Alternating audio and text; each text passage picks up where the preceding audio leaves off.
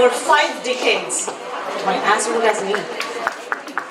She has been a part of Kannada theatre group, Samudaya, meaning community, which believes in using theatre as an instrument to social change and has acted in major roles in many Samudaya's productions and street plays, many of which were scripted and translated by her. She has acted in over 40 plays, many of which were scripted and translated by her. She has the distinction of presenting over 400 plays in Kannada as well as in English. Sorry. She has a unique, that is the unique distinction of her. Her solo performances have been presented at numerous national and international theatre festivals, universities, conferences on women issues within the country and abroad. She is also the founder and managing trustee of Creative Theatre, which is extremely busy and active and popular group. It is known for its artistic excellence and professionalism. The group has performed about 750 shows of 20 plays across the country and outside our country. Not conforming herself to theatre, Srimati Lakshmi has played major roles in number of popular television series and award-winning films as well. Her role as Kamalu in the popular Kannada serial Mayam Mriga made her household name in Kannada-speaking families. She was awarded the Aryabhata Award for Best Actress of the year 2002 for her role in the path-breaking television serial Grihabanga. This is directed by Girish Kasaravalli, one of India's foremost film directors. She has also won several state and national awards for her translations and her contribution to theatre. She is the recipient of Shivakumara Prasashti in 2016 and Suchetana Suvarna Sambrama Prasashti in 2016 and Karnataka Nataka Academy Gaurava Prasashti in 2014. Wow, really special to have you around. An acclaimed translator, Srimati Lakshmi has translated several short stories, poems and plays from Kannada to English. Her translation of Dr. Chandrasekhara Kambara's novel, Singaraveva and the Palace has been published by Katha Publications, New Delhi and Peak Publishers in the United Kingdom. Srimati Lakshmi has been awarded the Kemperu Bhasha Bharati Translation Prize for 2017. For her translation of Dr. Chandrasekhara Kambara's magnum opus, Shikhara Surya, published by Sahitya Academy. She has also translated hundreds of vachanas, selected poems of Kanakadasa and several other poets for various collections. The short stories she has translated have been published in literary magazines and prominent English dailies, and she has written a weekly column in theatre for the popular English daily The Hindu for over 15 years. Before that, she used to be a theatre columnist for the Economic Times and the Times of India. She has published several academic articles on theatre and literature and won several awards for her work in theatre and translation. After working as a lecturer of English in NMKRV College for Women in Bangalore for 28 years, she took a voluntary retirement to devote all her time to theatre and television. A popular teacher, has contributed much to the revolutionizing of the teaching of English at pre-university and undergraduate levels. I think I need a sip of water before proceeding, So much knowledge is sitting amidst us, and we are really super thrilled to have you amongst us, ma'am. Thank you. Now,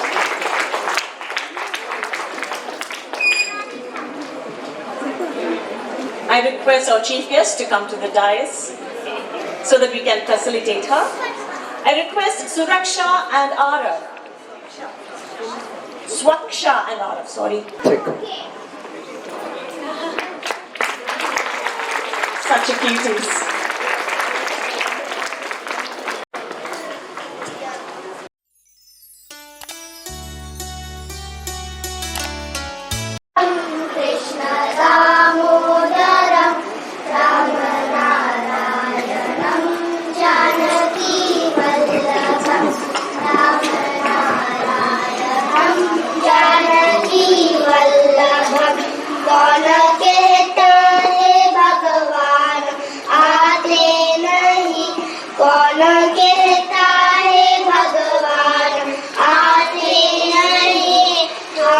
Meera के जैसे भुलाते नहीं, हम मीरा के जैसे भुलाते नहीं।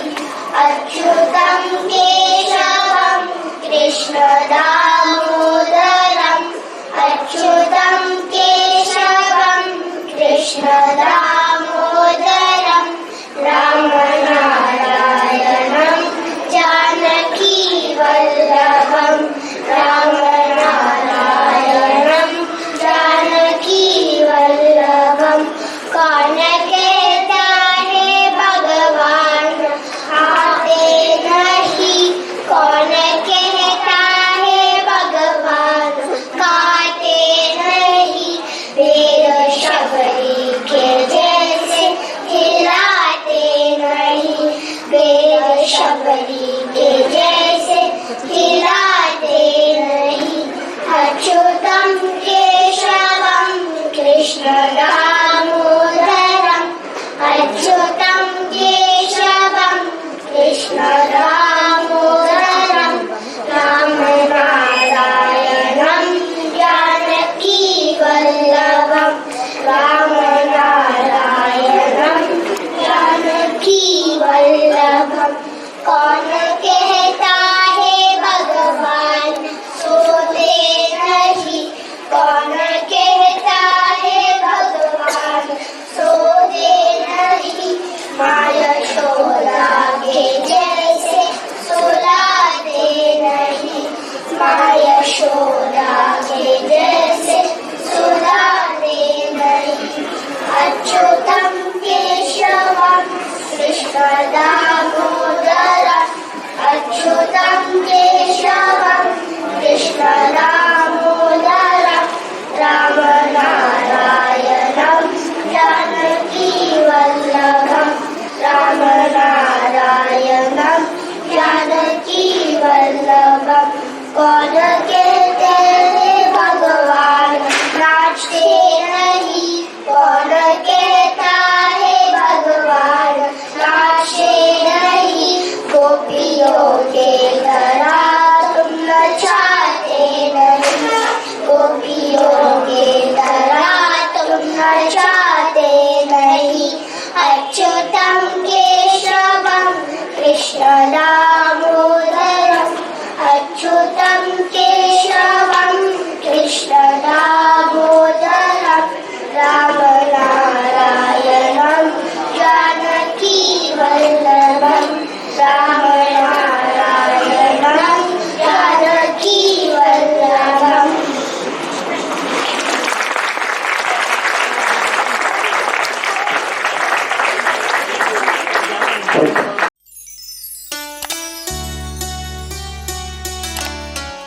Sleep or he's not sleeping.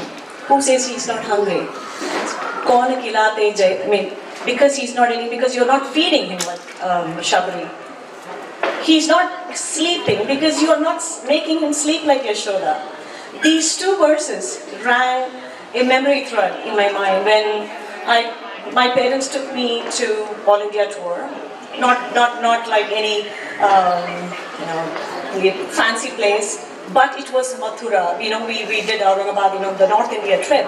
And when we were in Mathura, the tour guide said that he's going to take us to the place where Lord Krishna lived.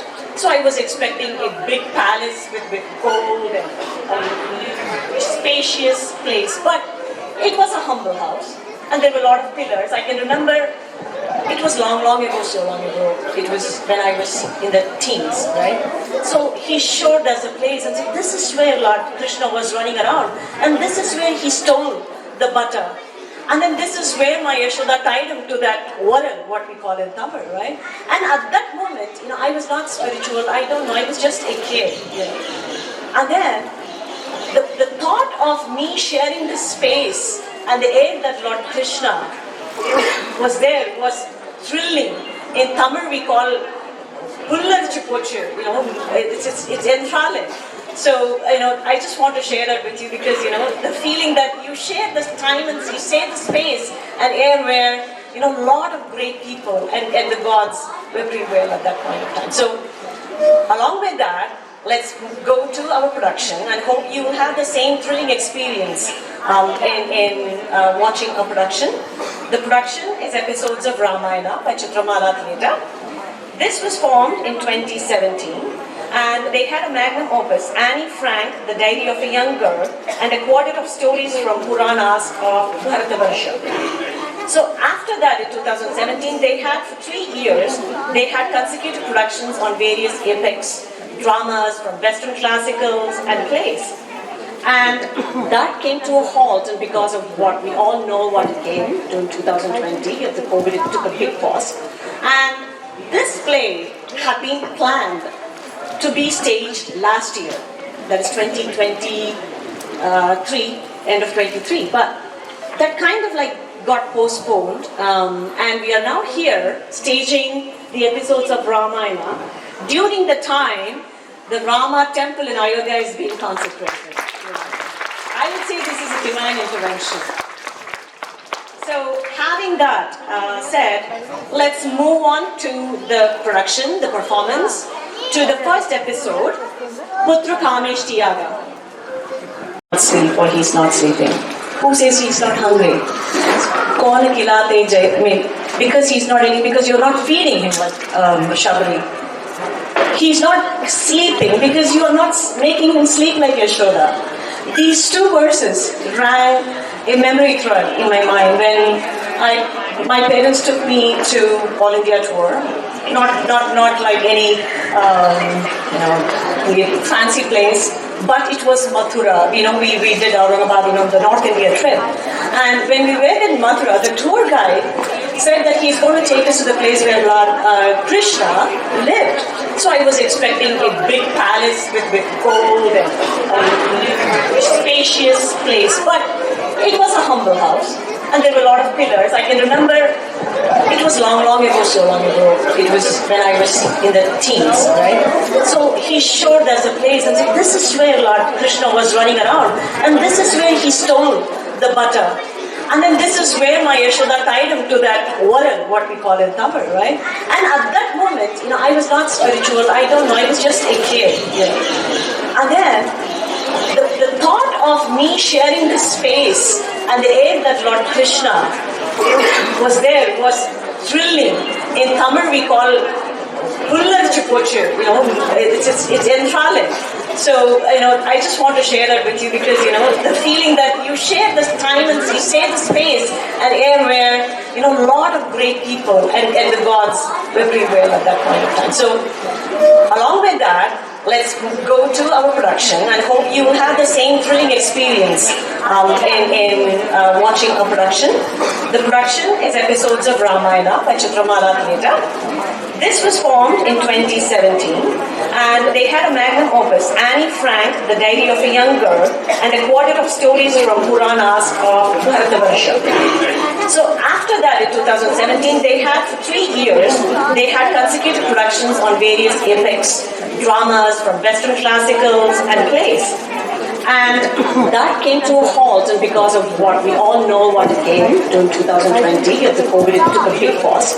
And this play had been planned to be staged last year, that is 2023, end of 23. But that kind of like got postponed, and we are now here staging the episodes of Ramayana during the time the Rama temple in Ayodhya is being consecrated. I would say this is a divine intervention.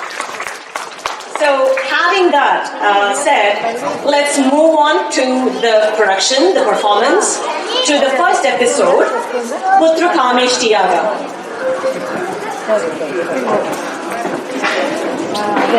Following the successful completion of an Ashwamedha Yajna, Dasharatha spoke to the head priest, Rishyashringa. Great stage of auspicious vows. I kindly request you to perform whatever needs to be done to give me heirs. O noble and judicious king, I shall perform sacrifices with mantras of other Veda to beget male progeny. It's known for its unfailing effect. 4 stalwart sons will be born to you to propagate your race. As the sage initiated the Putra Kameshti Yagna, all the gods, accompanied by Gandharvas, Siddhas, and seers, assembled at the sacrificial ground to accept their share of offerings. At this gathering of gods and celestial beings who were invisible to men, some of the gods approached Brahma. O mighty creator of this universe, Ravana, the 10-headed Asura king, emboldened by the boon you gave him, is creating havoc in all the 3 worlds. He threatens to overpower even Indra, to treat with utter scorn and profanity the Yakshas, Rishis, Gandharvas, and just about everyone worthy of respect. We cannot subdue him. You alone can put an end to his atrocity. Yes, I was rash in granting the boon to Ravana when he asked to be blessed with invincibilities from the Yakshas, Gandharvas, gods, and all the organs. But ridden with ego and arrogance, he showed total contempt to the human race. He did not seek protection from the human beings. I will use this very fact to overpower and kill him. Do not worry anymore on his account. I will soon put my plan to action. As Brahma thus dismissed the gods, a resplendent Sri Vishnu arrived on the scene. Brahma addressed him. Most revered protector of the universe, we, in all the 3 worlds, want you to save us from the merciless Ravana. O omniscient, omnipotent Lord, I beseech you to assume the role of 4 personalities at once and be born to the queens of King Dasharatha of Ayodhya. By appearing in human form, you alone can kill the mighty king of Lanka and deliver us from his evil designs. Give up all fear. I shall take birth on the mortal plane that rules over this globe for 11,000 years and annihilate Ravana. But you must make sure that I have a huge army to confront Ravana in battle. Yes, I shall start preparing for this right away. After putting Brahma and the gods to ease, Vishnu disappeared. Brahma then addressed the gathering of gods, Gandharvas, Yakshas, sages, Nagas, and Vidyadharas. You will all assist Lord Vishnu in his mission to vanquish Ravana. I command you to procreate in large numbers and bring forth offspring that will be mighty and valiant. They should be able to assume any form and size and be able to move in any direction as the situation demands. I myself have begotten Jambavana, the mighty chief of bears. He suddenly emerged from my mouth when I yawned. Meanwhile, to the sounds of the kettle drum and other musical instruments, a glorious figure attired in rich silk robes arose from the sacrificial fire, decked with celestial. Trying to draw an analogy of what is happening today, or what the fandom that I can say. We are talking about superhumans, super soldiers. We are trying new super abilities, and we have superheroes like Spider-Man, Thor, so on and so forth. The entire Marvel universe, we can say, right? But we did all these super technology in our Purana age. To example, like us, as the narrative goes, right? We have Hanuman, we have Jambavan, we have Jatayu, Vali, Sugriva, Tara, everybody with special abilities. Our Lord Hanuman can travel like thoughts. His speed is like thoughts. If you want to think that you are in Disneyland right now, you will be in Disneyland. It's spontaneous. So Hanuman can do that. He can travel so fast. He can gain size as much as he wants. So the reason I'm bringing it up is we already had everything, and we are just now realizing it through different various avenues, and we have to be proud of what we have in our hand and try to enjoy and cherish it. And with that said, we will move on to the second episode, Manthura's Villainy.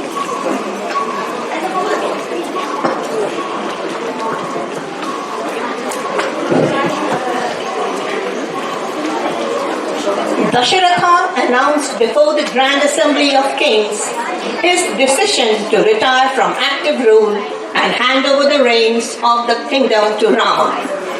Ayodhya was happy with the news and preparations began in full swing for the event. While the city was in total joy, Manthara, Kaikeyi's hunched back maid, instigated the queen to stop the ceremony. Speak so loudly. You appear distressed. Is all not well? What is the matter? Is all not well? How can you ask me such a question? Are you not aware of the conspiracy that is being hatched against you and your son Bharata? Come on, Manthara. Don't speak in riddles. Who is hatching what plot against me and Bharata? As you launch your thoughts carefree, King Dashratha is making preparations to install Rama as Prince Regent. Ever since I heard this, I've been seething with fury. My body is on fire. Manthara, you couldn't have given better news. Our Rama, my dear Rama, is being made Prince Regent. How wonderful this is. My Rama deserves this and more. Kind Manthara, here, take this piece of jewelry as gift for giving me such joyous news. Foolish lady, what for do you feel so joyous and happy? Can you not see the grief and destruction that you're soon going to experience? When you react so violently, Manthara, and allow your imagination to go wild, Rama is as dear to me as my Bharata. After all, is it not fair that Rama, being the king's eldest son, be made Prince Regent? Moreover, Rama is wise and honorable and most worthy of this position. I feel scorn and pity for you. You seem to rejoice when calamity is about to strike. O Queen, you're naive and gullible, and the king is taking complete advantage of your weakness. Why else do you think he's planning to install Rama as Prince Regent during Bharata's absence? O Queen, your husband is hard-hearted and deceitful. Manthara, He covers his conniving nature with sweet words. On this very day, he is going to bestow upon Kausalya alone the fortunes of this kingdom by giving sovereign power to Rama. You, O Queen, have held close to your heart and cherished a venomous serpent as a spouse. enough, Manthara, enough. Mark my words, when Rama becomes Prince Regent, you will be nothing but a maiden waiting for Kausalya, and your son Bharata will be a mere servant of Rama. Enough, Manthara. You speak most unkindly of the king and of our dear Rama, who is our storehouse of virtues. Does Rama not show me respect and affection as he does to his own mother Kausalya? In fact, does he not render greater services to me than to Kausalya? You are feeling needlessly distressed. Even if the throne goes to Rama, it will be equally Bharata's at that very time. Is Rama not like a father to his brothers? Does he not love them with the utmost affection? And anyway, when Rama retires, after having ruled his kingdom for 1,000 years, will Bharata not naturally ascend the throne? Do you not realize this occasion calls for great joy and cheer? Oh, foolish lady, you're so consumed by trust and stupidity that you fail to see the truth. You're blind to the adversity that surrounds you. After Rama, it will be Rama's sons who will ascend the throne, not Bharata. Do you not even know this? Bharata will be deprived of all comforts and will ever be a slave to Rama's sons and successors.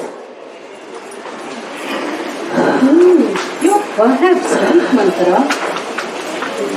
Of course I am right. Once Rama becomes king, he will expel Bharata from the kingdom. Oh Queen, prevent this doom. Prevent this doom that is sure to befall you. Find a way, devise a plan to secure the sovereignty for Bharata and have Rama banished to the woods. Yes, I have to secure the throne for Bharata. But tell me, Manthara, how can I get this? How can I achieve this? Don't you remember what you have repeated to me so often? Or are you pretending to have forgotten? Come on, Manthara, don't speak in riddles again. What is it that you wish to remind me of? Tell me, how can I achieve the throne for Bharata?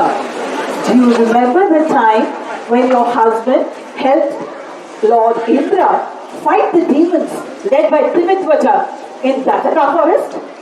Yes, yes. Did you not accompany him on that mission? Yes, I remember that incident. What of it now?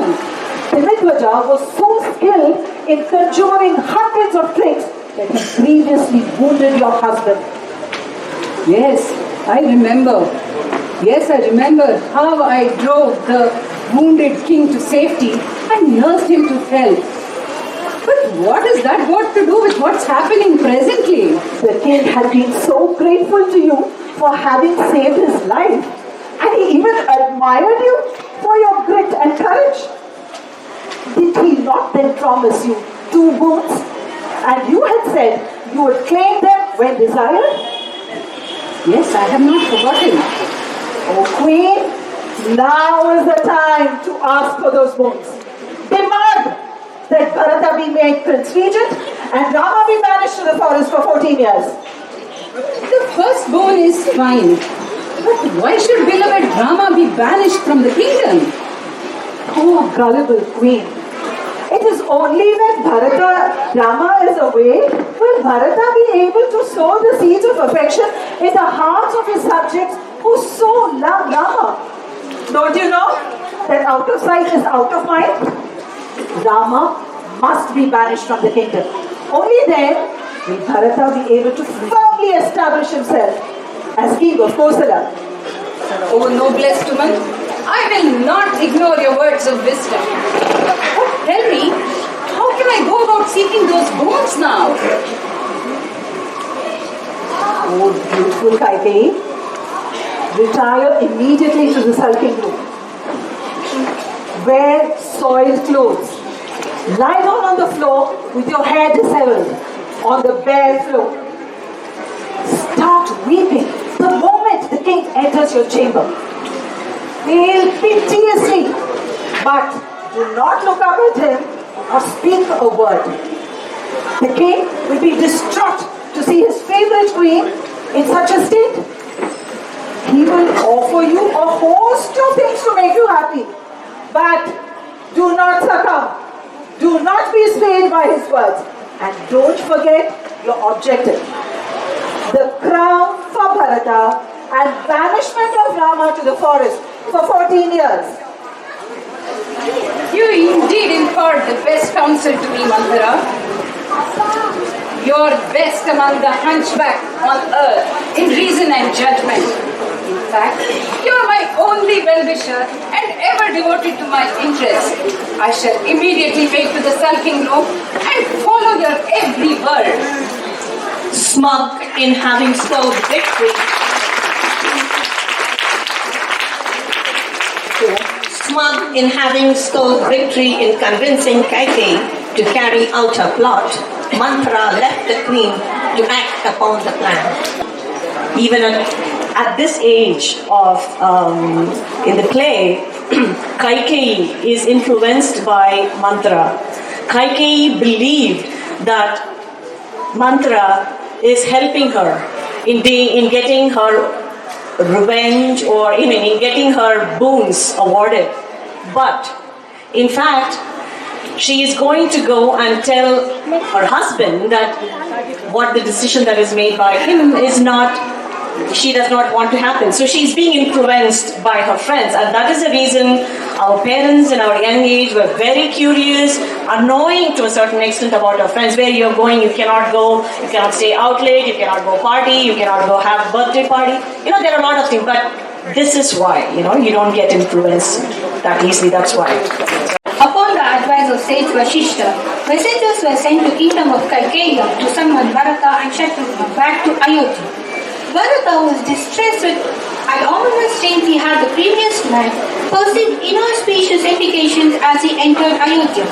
Upon reaching the palace, In the same state of unrestful mind, he entered his father's chamber, only to find it empty.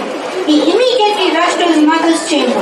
On seeing her son enter, Kaikeyi, with nervous excitement, embraced him and asked him a barrage of questions. I'm so happy to see you, son. Are your grandfather and uncle Yudajit doing well? And how have you yourself been since leaving home? Tell me all. I'm eager to hear from you. I'm sure you must be extremely tired after undertaking the long journey of several days to reach here from a maternal home, the kingdom of Kaikeya. Mother, grandfather, and uncle are doing very well. I too kept well there. But tell me, where is father? I don't see him in his chamber, nor is he here on this couch of yours, where he rests so often.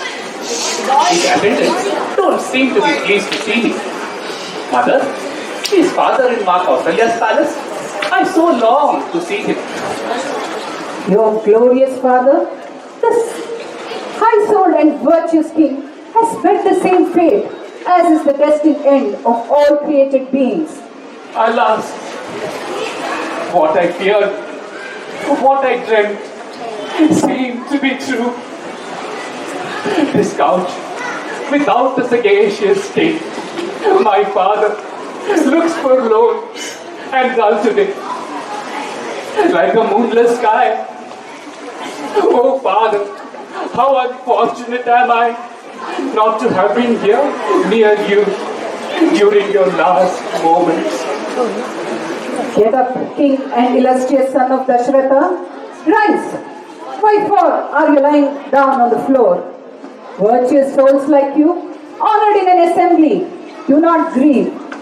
O prince, you who are endowed with brilliance, who is righteous and noble, it does not befit you to grieve in this manner.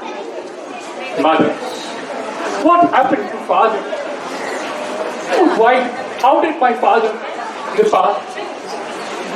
Mother, was it because of old age or some illness that took him away? Father was fit of health when we left to Kaikeya. How fortunate are Rama and Lakshmana to have been with him during his last moments and to have cremated him with their own hands.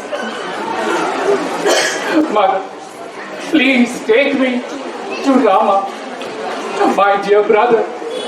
No, he is now my father and friend, whose beloved servant I am. Mother, what did father say to Rama as he departed? What message did father have for me before he left his body? Tell me, mother, I wish to hear all this. Your brother, attired in clothes of bark, accompanied by Sita and Lakshmana, has departed to the Dandaka forest. My dear and virtuous Rama, that blemishless soul, gone to the forest? What sin did he commit to warrant such punishment? The evil queen conveyed to Bharata the circumstances leading to Rama's exile and the consequent demise of Dasharatha. Bharata, my son, you for whom I manipulated this shall now ascend the throne. Do not give way for grief or remorse. Take on the reins of the kingdom, for its people now depend on you to protect them. In proper spirit, perform your father's funeral rites without delay before being installed as the ruler of the entire globe. How did this, what object on earth do I achieve by becoming a king after losing my dear father and being deprived of my brother, who was no less than a father to me? You have caused grievous injury to me. You have brought shame and calamity upon me by causing father's untimely demise. You have brought disgrace upon me by banishing Rama to the forest to live a life of inaction. Bharata, Do you not realize that I did all this for you? If not, you would have been Rama's slave for your entire life. Do you not know that this kingdom rightfully belongs to my Rama? He alone is fully deserving of ruling this kingdom. What gave you this idea to secure this kingdom to me, the younger brother? You have sinned grievously by causing my father's death and bringing his illustrious lineage to an end. You are indeed evil personified. Bharata, How did my father not make out the venomous serpent that you are? You are disgrace to womanhood itself. Bharata, You have brought ill repute to me, who cares not, to the crown, to wealth, nor fame, nor fortune. You have brought immense misery to my virtuous mother, Kausalya, and Sumitra, who are epitomes of virtue, unlike you.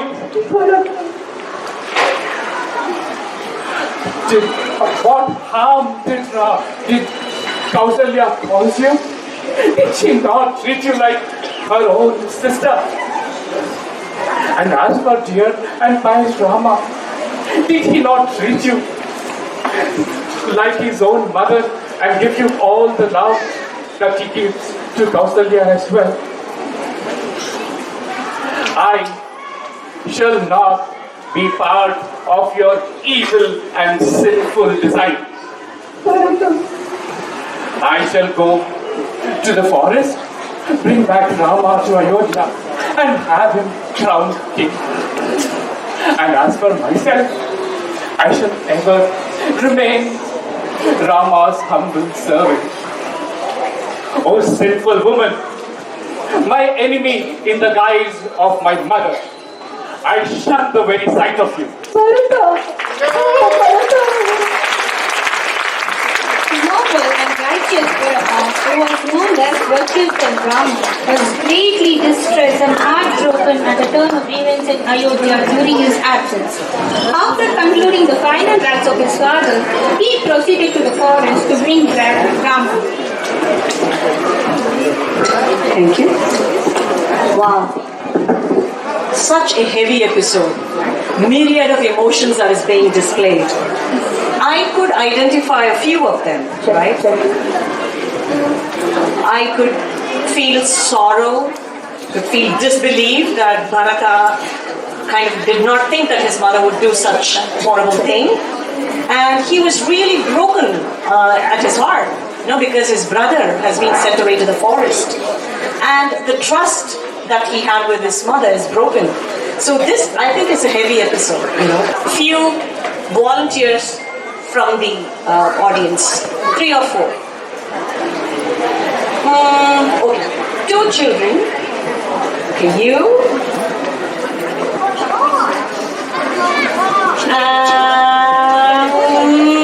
Inky, Pinky, Ponky, Father and a donkey.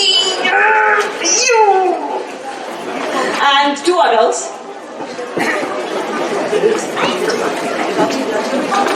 2 adults.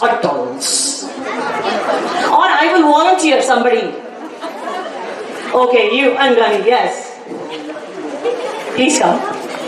We are trying to emote without words. Okay?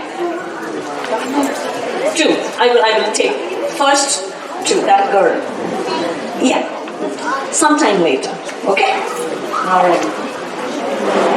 Come on. Let's see who does better. The children or the adults. It's a competition. Okay? You have to emote. I will tell you what you have to express without words. Okay?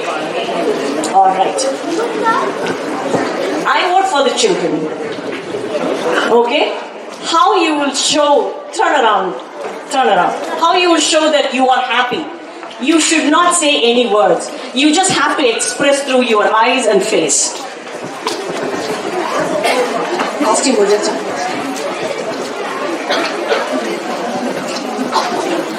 Yeah. Oh, it's okay. How? Okay. Adults, how you express that you are angry? Coming to think about that, all our parents' faces will be like that. So I don't consider this as acting. This is their normal face. So I vote for the children they want. Gani is angry. Filled with shame, remorse and anger at his mother's ruthless act, a teary-eyed Bharata sought to bring Rama back to Ayodhya. Accompanied by family, friends, priests and a large army, Bharata halted the night on the bank of the holy Ganga at Shringaverapura, ruled by Guha, the Nishada Raja. Here he performed the Shraddha and Tarpana of his departed father. Guha, Rama's friend and ardent devotee, smelled trouble from him. He wondered at Bharata's presence and decided to meet him to clear his doubts. Is Bharata here to kill Rama so that he can become undisputed king of Ayodhya? If this is so, I have to fight him and protect Rama. But if Bharata is favorably disposed towards Rama, I should ensure the safe passage across the Ganga. Guha advanced to meet Bharata. Seeing him approach them, Sumantra, Bharata's charioteer, addressed Bharata. Guha, the king of Nishadas, is coming towards us. He is Rama's devoted friend and knows Dhanaka forest well. He may lead us to Rama. I'm very happy to hear this. Let us meet him immediately. Guha was duly greeted. I'm immensely pleased and happy to welcome my dear Rama's brother in this temple. This is a pleasure grow attached to your palace. Since we would not be bad for a surprise visitor, please allow me to offer you and your men these fruits, roots and cereals. I hope the army being well fed will rest in the night before it returns back to your people. You do well in offering all the comforts to my army. But tell me, how do I proceed to the hermitage of Bharadwaja from here? I myself shall accompany you to the hermitage, since this region is densely forested. But my dear prince, I hope you have no evil intent towards Sri Rama. This huge army that you brought, May that time never come when such wickedness takes hold of me. Please do not entertain such misgivings about me and my intent. Rama, whom I hold dearer than my life, is like a father to me. I have come here only to take Rama back to Ayodhya and have him crowned king. Oh dear Guha, I do not have any other intent. I'm immensely pleased and happy to meet you. You are no less noble than Rama, for you seem to give up the throne that has so easily come to you. My dear Rama, dear Guha, please tell me, how's my dear Rama? Where did Rama, Sita and Lakshmana spend their life? On what kind of bed did they sleep? What food did they eat? Tell me all, Guha. So he offered Sri Rama fruits and boiled rice of various kinds. In the spirit of humility, he accepted all, only to return them back to him. He is ever mindful of the duties of a Kshatriya and strictly follows all the Shastras that do not allow a Kshatriya to accept any gift, particularly on the bank of the sacred river. The three of them had only water that Lakshmana fetched from the river. What can I say about Lakshmana? He is utterly devoted towards Sri Rama. He prepared a sacred bed for Sri Rama and Masita with braids of kusa grass. This is where, at the foot of the Ingudi tree, on the very blades of grass, Sri Rama and Masita slept, while Lakshmana kept watch over them all night. How did my princely Rama lie down on this hard ground while all along he has rested on beds piled with expensive quality rugs, with deer skin as its outermost covering? Alas, how unfortunate and cruel am I to have brought this ruin upon my brother. Lakshmana is indeed blessed and fortunate to stay with Rama during this critical period of his life. From this very day, I too shall lie down on the bare ground and live on roots and fruits alone. My hair shall be matted, and I shall clad clothes made of bark. With father having departed from this world, Ayodhya is left without a ruler. Let Rama be its ruler. Let me spend the 14 years in exile in the forest. The following morning, with the help of Guha's fishermen, Bharata, with his entourage, crossed the Ganga and proceeded towards sage Bharadwaja's ashram. What for have you come all this way here, leaving your busy schedule of ruling your kingdom, Bharata? I hope you do not entertain any ill for Rama. I hope you have not come here to cause him any physical harm. I am certainly ruined by your holiness, whose omniscient thinks so. I cannot think of causing Rama any harm, even in my dreams. Please, do not speak to me in this manner, as it pains me immensely. I do not in any way approve of the deeds that my mother Kaikeyi committed. I find her acts most disagreeable and disgusting. I came here to take Rama back to Ayodhya. I shall fall at his feet and seek forgiveness for all that my mother has done. Rama, to whom this kingdom rightfully belongs, must come back to Ayodhya and protect its people. I already know by my yogic powers what exists in your mind, O descendant of the virtuous lineage of Prabhu. Yet I asked you what I did, so that your resolve may be strengthened, and that your glory and renown may be enhanced beyond measure. Rama presently dwells in the great Chithra mountain with Sita and Lakshmana. Having rested the night at Bharadwaja's ashram, Bharata and his entourage left for Chitrakuta the following morning.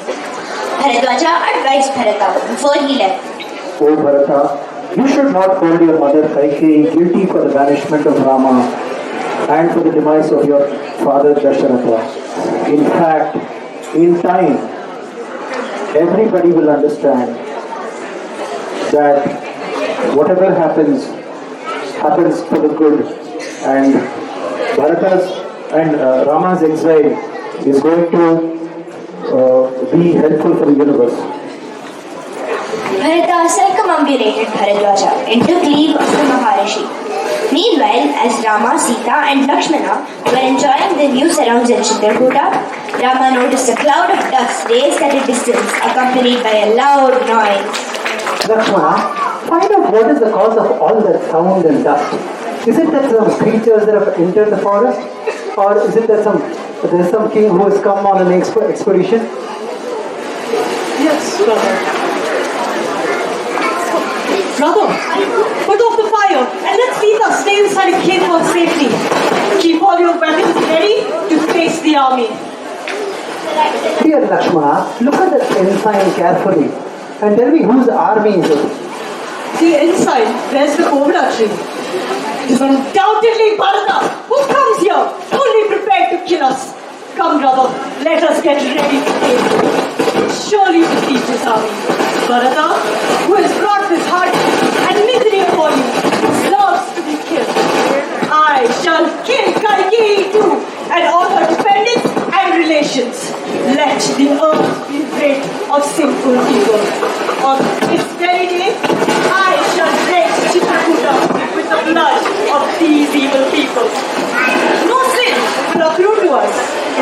those who have wronged you.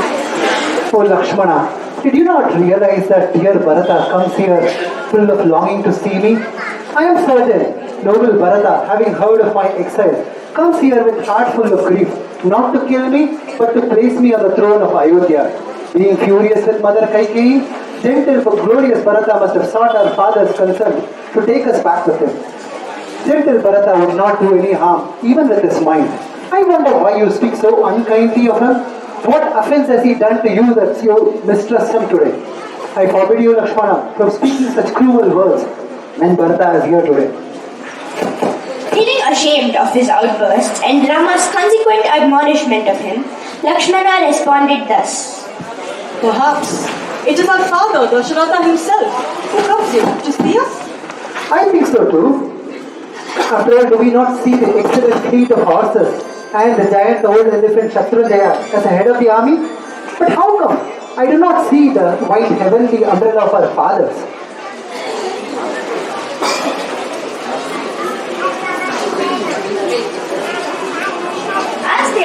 As they approached Chitrakuta, Bharata was overwhelmed with agony and distress when he spotted Rama sitting outside a hut. Here's my dear Rama. When he's supposed to be holding court with several attendants serving him, here he sits in the company of wild deer.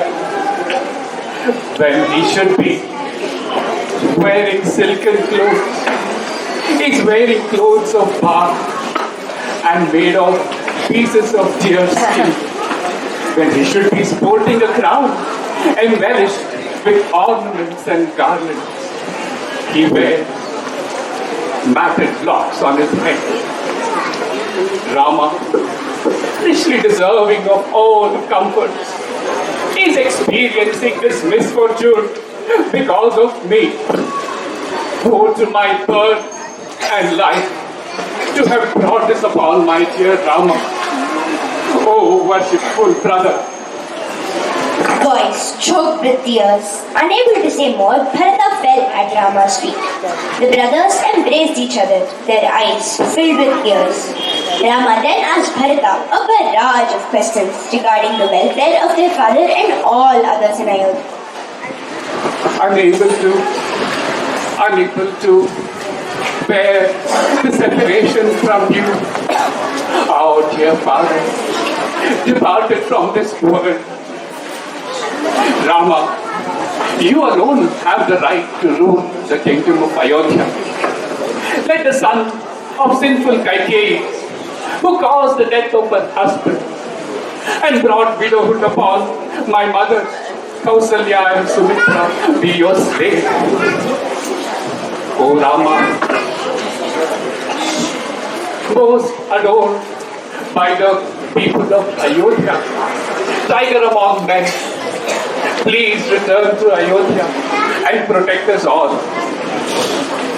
How can I, who hails from a noble family that's rich of sattvic qualities, stray from the path of righteousness, just for the sake of kingship? You are blemishless, O Bharata. I do not see even a minute flaw in you. Do not chide yourselves, nor Mother Kaikeyi. Do you not know that our scriptures allow exalted elders the freedom to act in respect of their wife and progeny? Our father and King Dasharatha had every right to send me to the Dandaka forest and instill you on the throne of Ayodhya. In accordance with our parents' wishes, I must dwell in Dandaka forest, and you must rule Ayodhya. O esteemed Rama, do you not know? According to Kshatriya laws, the younger prince can never be the king when the elder brother is still alive. The king, who is adored for his virtuosity and held high in reverence, is a superhuman and filled with divinity. But first, as father's most beloved son, come, offer water to the departed soul. Rama, along with his brothers, offered the sacred water of the Mandakini and also balls made from the crushed pulp of the Ingudi fruits to the spirit of departed Dasharatha. I neither have the skill nor the capacity to rule the kingdom of Ayodhya. You alone are capable of doing this. I beg you, please return to Ayodhya and assume kingship. Death ever stalks us, Bharata? Freedom of action does not belong to the embodied soul, since the soul is powerless. The soul gets pulled here and there out of sheer providence. All accumulations end in depletion. All elevations end in degradation. All unions end in separation, as all life ends in death. No living being in this world can escape its destiny when time comes for it. Let grief not overpower you. Our Father and King, having enjoyed the luxuries of life and having lived and ruled long, has attained celestial wealth. Return to Ayodhya, and in accordance with his last wishes, rule Ayodhya as a son of the most industrious Raghuvamsha. Following the very same footsteps of such a noble lineage, I shall return to Ayodhya only once upon completion of my exile.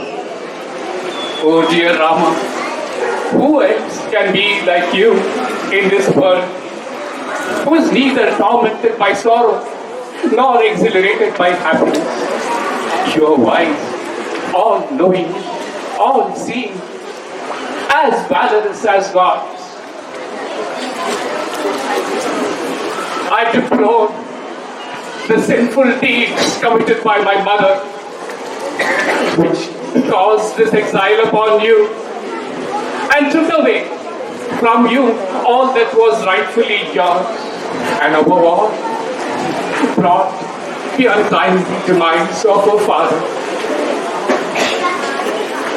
Morals and ethics bind me, and hence I shall not lay my finger upon this woman, let alone kill her at this very spot. I cannot denounce in an open assembly our dear father, my idol, who allowed himself to commit such meaningless, sinful act.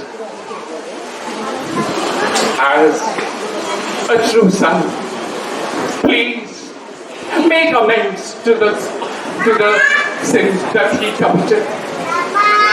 Please return to Ayodhya and perform your duties as a Kshatriya.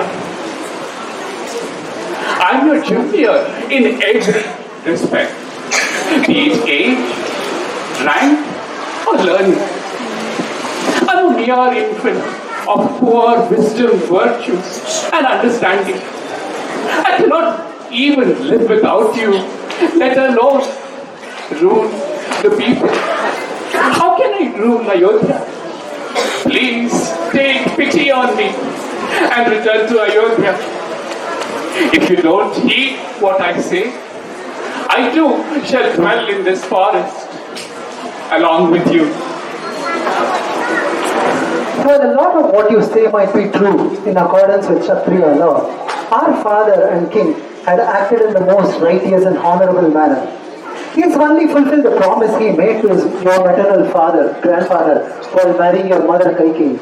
He has promised the kingdom of Ayodhya to his issue through her as a gift of their marriage. Save our father by honoring the word he gave to your mother Kaikeyi. According to our sacred text, since a son delivers his father from the hell called Put, he is named Putra. Yet a son is one who protects his father in all possible ways. Let all 4 sons be of those to the father who protects his honor and dignity. Return to Ayodhya and protect its people. Seeing Bharata silenced by Rama's words, Sage Jabali, who had accompanied the entourage, spoke to Rama words that were contrary to the Vedic religion. O illustrious son of Raghuvamsha, you have spoken right, but you make such a resolution in vain if an ordinary man. No man is a friend of anyone, nor is anything to be gained by anyone through anyone. For we come alone and depart alone. Hence, it is insane for one to believe that one is so-and-so's mother, father, sibling, or any other relation. Everything in life is temporary, and the wise should not get attached to these. By relinquishing the kingdom inherited from your father, don't get the path which is strewn with hardship. Dasharatha was no one to you, nor were you related to him in any way. He has departed to the destination where he was bound to go back. This is nature's way. We go back to the 5 elements from which we come from. Rama, lead Bharata and take on the reins of Ayodhya. Angered by Jabari's words, Rama spoke his mind to him in no uncertain terms. Respected seer, the advice that you give is entirely unwholesome and disagreeable to me. A man who strays from the path of correctness, who assumes sinful conduct, who does not adhere to established ethical doctrines, is scorned by the wise. The advice that you give is ignoble and disregards the authority of Shastras. Truthfulness alone is the eternal way prescribed for kings. The world itself is founded on truth. People turn away in fear of a man who tells lies the same way as they do on seeing a serpent. There is no way I will deviate from the path of truth and violate the sanctity of my father's pledge. I denounce the action of my father in having selected you as his counsellor priest. For you are a staunch unbeliever who is not only strayed from the path of correctness, but whose mind is totally set to a wrong path, which is against the Vedic path. Neither am I an unbeliever, nor do I repeat the words of unbelievers. I spoke these words in order to deflect you from the purpose of remaining in exile in the forest.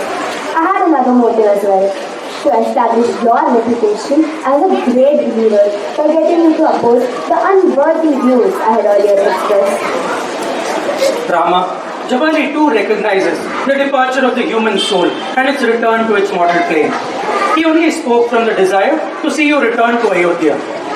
Among the Ikshvakus, the eldest son is undoubtedly becomes a ruler. While the elder son is present, the younger one is never installed as a king. Being a Raghava, you should not violate this time-honored practice of lineage. Just like your illustrious father, you should take over the kingdom and protect its people. Rama, while the father only procreates and the mother brings forth a human being, the preceptor or the guru on the other hand bestows wisdom upon him.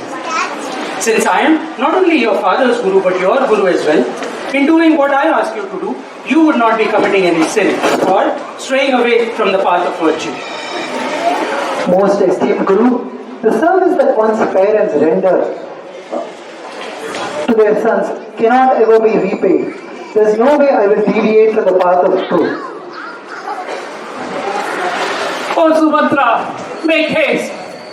Spread pusa grass on this piece of flat ground. I shall stay lying down here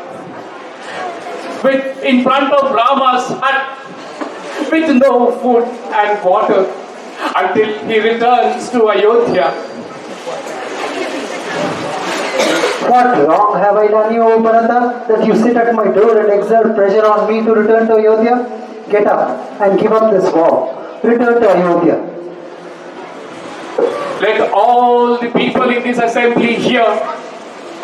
If my father's wishes have to be carried out, let Rama return to Ayodhya, and I shall dwell in the forest to complete the 14 years of exile. Whatever has been said by your father when he was alive cannot ever be nullified either by me or by you or by anyone else. No proxy shall be sent by me into exile. Acquit our father from the charge of falsehood. Return to Ayodhya and protect its people. The sage's strict votaries of Dharma commended both Rama and Bharata on their noble qualities. They urged Bharata to return to Ayodhya and take up reins of kingship, while Rama would remain in the forest to fulfill the promise he made to his father. Realizing the futility of arguing anymore, Bharata resigned to fate.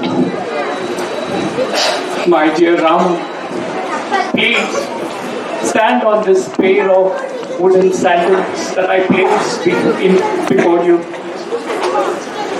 I will delegate the onus of rulership to this pair of sandals and live on roots and fruits alone. I shall don clothes made of bark and wear matted locks on head and dwell outside the city of Ayodhya, craving for your return 14 years from now. At the end of this period, if it is not return on time to Ayodhya, I shall enter fire without waiting any longer.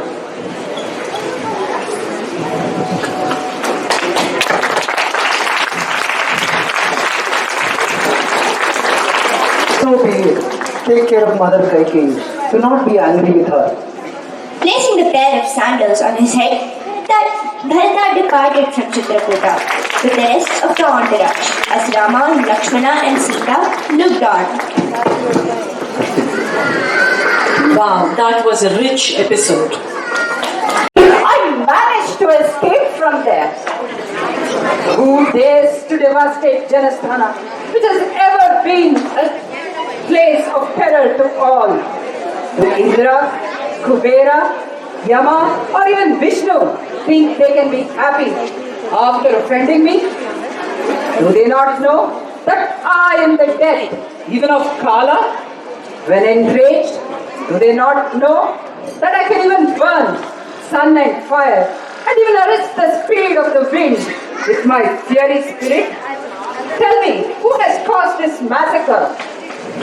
A youthful son of Dasharatha named Rama. He looks exceptionally glorious and is endowed with matchless strength and valor. His younger brother Lakshmana is no less radiant and strong.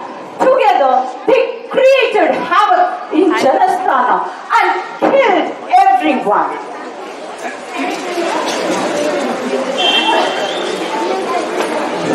I shall go to Janasthana and slay the brothers. O king, beware of the power and might of Rama. That illustrious son of Dasharatha is incapable of being tamed when enraged.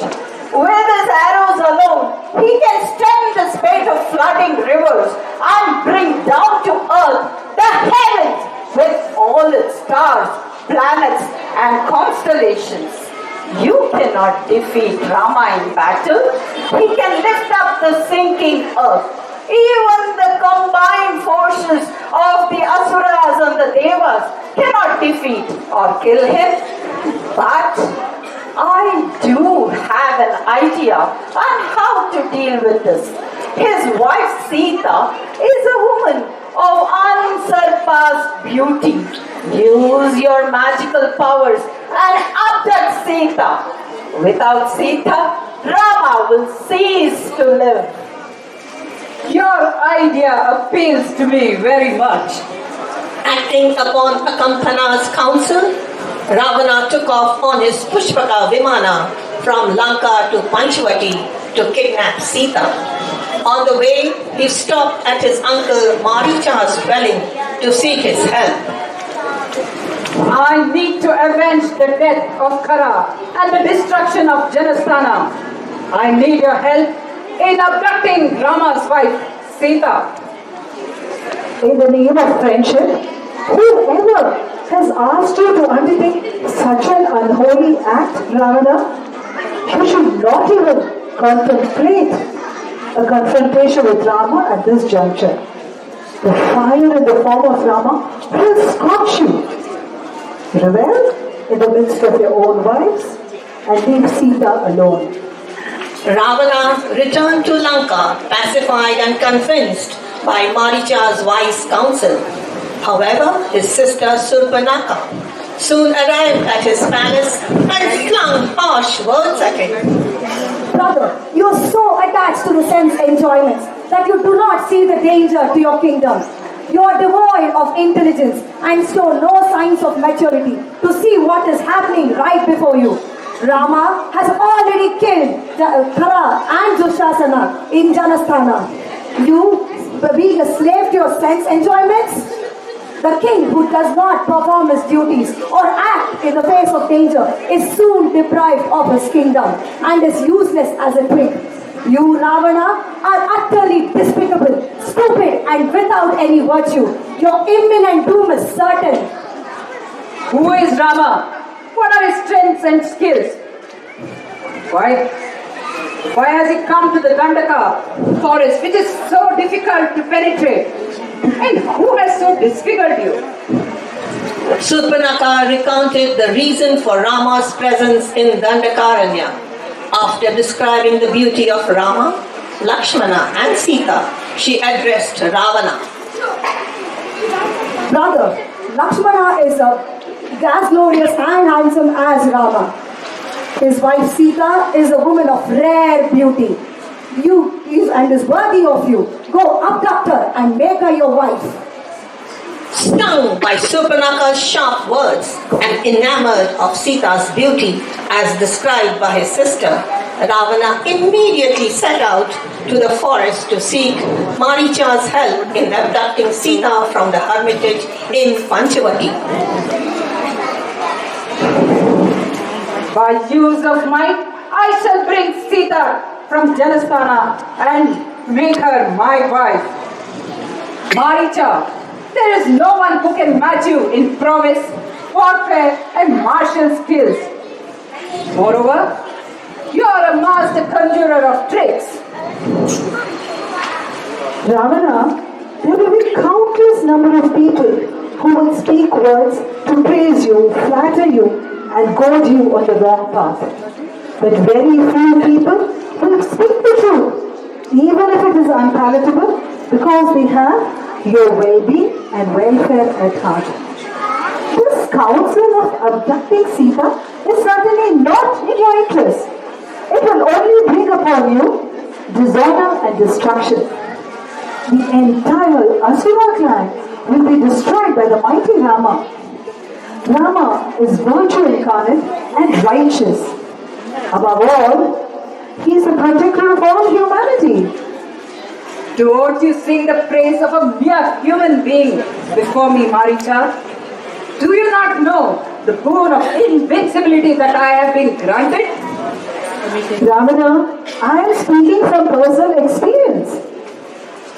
In fact, when Subahu and I were all set to create havoc during the yajna being performed by Maharishi Vishwamitra, Rama was a mere lad of 14 or 15 years. He slayed Subahu, and with one arrow that he discharged towards me, I was flung 100 yojanas into the sea. But Rama spared my life. Maricha, are you so faint-hearted and fear of being killed by Rama? No, Ravana, I did not learn my lesson from that experience. There was another occasion on which I transformed myself into a large carnivore stag of immense strength with gigantic teeth and large horns.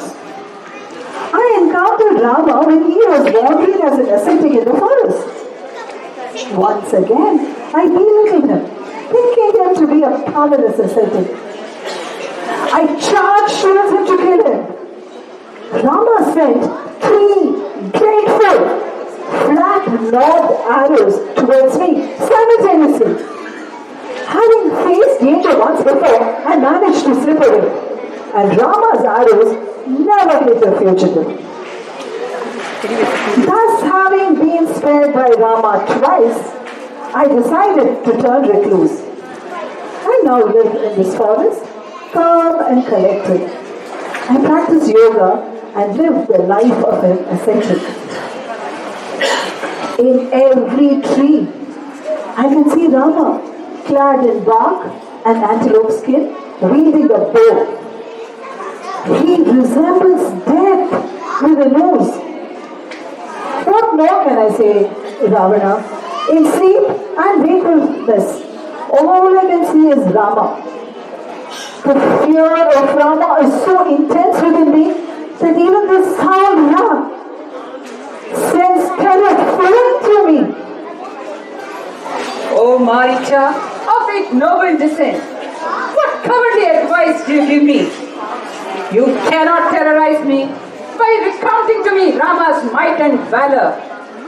I am determined to carry away Sita and am prepared to face Rama, who is a mere human being. Even the gods cannot change my resolve. Ravana, I refuse to tread the path that you asked me to walk. And if you wish to live long and rule over Lanka, do not commit this dishonorable crime. Do not invite the fury of Rama by abducting Sita and be the cause of the death of hundreds of innocent beings, O Ravana. I have not come here to ask you the merits and demerits of my plan. I have come here to ask you to assist me in executing it. Assume the form of a golden deer with silver spots and entice Sita with its ethereal beauty. Sita is bound to ask Rama to fetch it for her. You should lead Rama deep into the forest and shout for help in Rama's voice to Sita and Lakshmana. Fearing for Rama's life, Lakshmana is bound to leave the hermitage and move in the direction of the voice. Sita will be alone, and at that moment, I'll carry her away in my pushpaka. Maricha, this is a king's command for you to discharge. If you refuse, this very day, this very moment, I shall kill you. O mighty Ravana, I have no fear in speaking these words of truth to you. No one can return alive after showing valor against Rama. I know that being your accomplice in this vile deed of abducting Sita, my death at Rama's hands is imminent. But you will not be spared either. Mark my words. The moment you abduct Sita, you, your kith and kin will be destroyed. Lanka will not be able to survive Rama's attack. As for me, I would rather die at the hands of the virtuous Rama than be killed by you, my king. I shall be accomplished of purpose with such death. Ravana, at this moment, it is not I, but you that deserves to be pitied.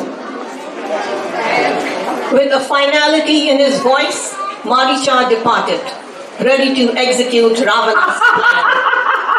Haughty and arrogant.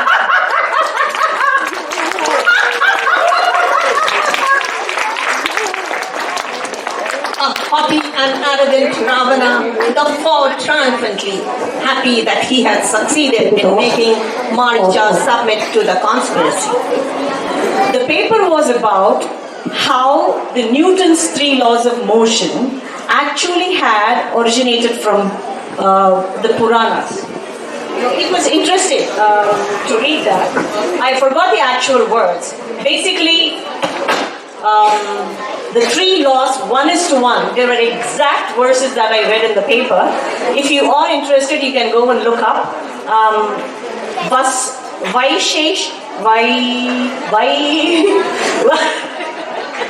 Vaisheshika Sutra, that was dated 600 before Christ era, BCE, by Rishi Kannada, who is also called as Kashyapa.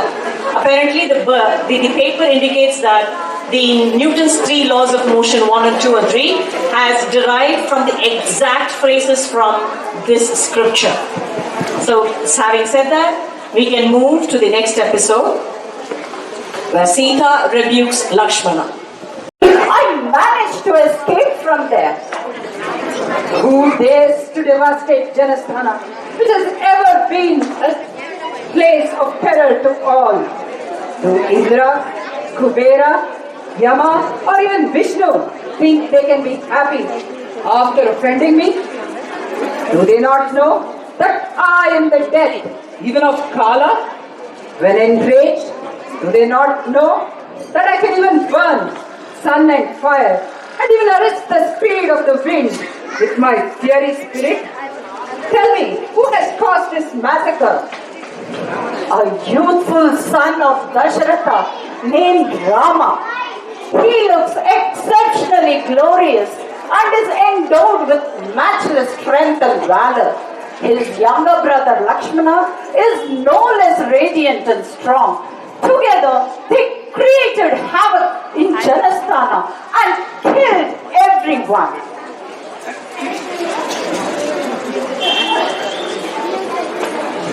I shall go to Janasthana and slay the brothers.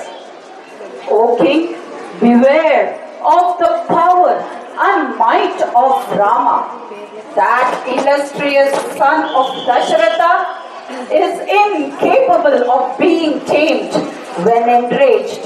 With his arrows alone, he can stem the spate of flooding rivers and bring down to earth the heavens with all its stars, planets, and constellations. You cannot defeat Rama in battle. He can lift up the sinking earth. Even the combined forces of the Asuras and the Devas cannot defeat or kill him. But I do have an idea on how to deal with this. His wife Sita is a woman of unsurpassed beauty. Use your magical powers and abduct Sita. Without Sita, Rama will cease to live. Your idea appeals to me very much. Acting upon Akampana's counsel, Ravana took off on his Pushpaka Vimana from Lanka to Panchavati to kidnap Sita. On the way, he stopped at his uncle Maricha's dwelling to seek his help. I need to avenge the death of Khara and the destruction of Janasthana. I need your help in abducting Rama's wife, Sita. In the name of friendship, whoever has asked you to undertake such an unholy act, Ravana, you should not even contemplate a confrontation with Rama at this juncture. The fire in the form of Rama will scorch you. Rebel in the midst of your own wives and leave Sita alone. Ravana returned to Lanka, pacified and convinced by Maricha's wise counsel. However, his sister Surpanaka soon arrived at his palace and flung harsh words at him. Brother, you are so attached to the sense enjoyments that you do not see the danger to your kingdom. You are devoid of intelligence and show no signs of maturity to see what is happening right before you. Rama has already killed Khara and Dushasana in Janasthana. You, being a slave to your sense enjoyments? The king who does not perform his duties or act in the face of danger is soon deprived of his kingdom and is useless as a twig. You, Ravana, are utterly despicable, stupid, and without any virtue. Your imminent doom is certain. Who is Rama?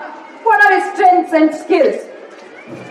Why has he come to the Dandaka forest, which is so difficult to penetrate? And who has so disfigured you? Surpanaka recounted the reason for Rama's presence in Dandakaranya. After describing the beauty of Rama, Lakshmana and Sita, she addressed Ravana. Brother, Lakshmana is as glorious and handsome as Rama. His wife Sita is a woman of rare beauty. And is worthy of you. Go abduct her and make her your wife. Stung by Surpanaka's sharp words and enamored of Sita's beauty as described by his sister, Ravana immediately set out to the forest to seek Maricha's help in abducting Sita from the hermitage in Panchavati. By use of might, I shall bring Sita from Janasthana and make her my wife. Maricha, there is no one who can match you in prowess, warfare, and martial skills. Moreover, you are a master conjurer of tricks. Ravana, there will be countless number of people who will speak words to praise you, flatter you, and goad you on the wrong path. But very few people will speak the truth, even if it is unpalatable, because they have your well-being and welfare at heart. This counsel of abducting Sita is certainly not in your interest. It will only bring upon you dishonor and destruction. The entire Asura clan will be destroyed by the mighty Rama. Rama is virtue incarnate and righteous. Above all, he is the protector of all humanity. Don't you sing the praise of a mere human being before me, Maricha? Do you not know the boon of invincibility that I have been granted? Ravana, I am speaking from personal experience. In fact, when Subahu and I were all set to create havoc during the yajna being performed by Maharishi Vishwamitra, Rama was a mere lad of 14 or 15 years. He slayed Subahu, and with one arrow that he discharged towards me, I was flung 100 yojanas into the sea. But Rama spared my life. Maricha, are you so faint-hearted and fear of being killed by Rama? No, Ravana, I did not learn my lesson from that experience. There was another occasion on which I transformed myself into a large carnivore with a stag of immense strength with gigantic teeth and large horns. I encountered Rama when he was wandering as an ascetic in the forest. Once again, I belittled him, thinking him to be a powerless ascetic. I charged towards him to kill him. Rama sent 3 grateful, flat-knobbed arrows towards me simultaneously. Having faced danger once before, I managed to slip away, and Rama's arrows never hit the fugitive. Thus, having been spared by Rama twice, I decided to turn recluse. I now live in this forest, calm and collected. I practice yoga and live the life of an ascetic. In every tree, I can see Rama clad in bark and antelope skin, wielding a bow. He resembles death with a nose. What more can I say, Ravana? In sleep and wakefulness, all I can see is Rama. The fear of Rama is so intense within me that even the sound Ram sends terror flowing through me. Oh, Maricha, of ignoble descent, what cowardly advice do you give me? You cannot terrorize me by recounting to me Rama's might and valor. I am determined to carry away Sita and am prepared to face Rama, who is a mere human being. Even the gods cannot change my resolve. Ravana, I refuse to tread the path that you asked me to walk. And if you wish to live long and rule over Lanka, do not commit this dishonorable crime. Do not invite the fury of Rama by abducting Sita and be the cause of the death of hundreds of innocent beings, O Ravana. I have not come here to ask you the merits and demerits of my plan. I have come here to ask you to assist me in executing it. Assume the form of a golden deer with silver spots and entice Sita with its ethereal beauty. Sita is bound to ask Rama to fetch it for her. You should lead Rama deep into the forest and shout for help in Rama's voice to Sita and Lakshmana. Fearing for Rama's life, Lakshmana is bound to leave the hermitage and move in the direction of the voice. Sita will be alone, and at that moment, I'll carry her away in my Pushpaka. Maricha, this is a king's command for you to discharge. If you refuse, this very day, this very moment, I shall kill you. O mighty Ravana, I have no fear in speaking these words of truth to you. No one can return alive after showing valor against Rama. I know that being your accomplice in this vile deed of abducting Sita, my death at Rama's hands is imminent. But you will not be spared either. Mark my words. The moment you abduct Sita, you, your kith and kin will be destroyed. Lanka will not be able to survive Rama's attack. As for me, I would rather die at the hands of the virtuous Rama than be killed by you, my king. I shall feel accomplished of purpose with such death. Ravana, at this moment, it is not I, but you that deserves to be pitied. With a finality in his voice, Maricha departed, ready to execute Ravana's plan. Haughty and arrogant.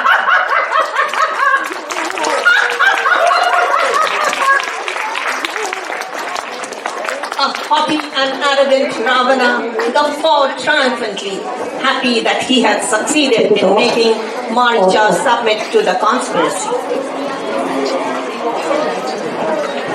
Wow, that was really loud laugh. Right? Definitely that kind of shows the intimidation, the arrogance. Well done, well done, well done.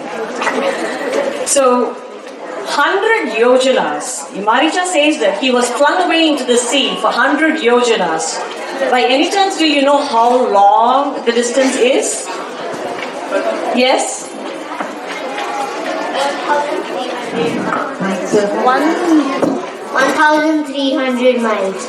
Wow, that was 1,300 miles. Wow.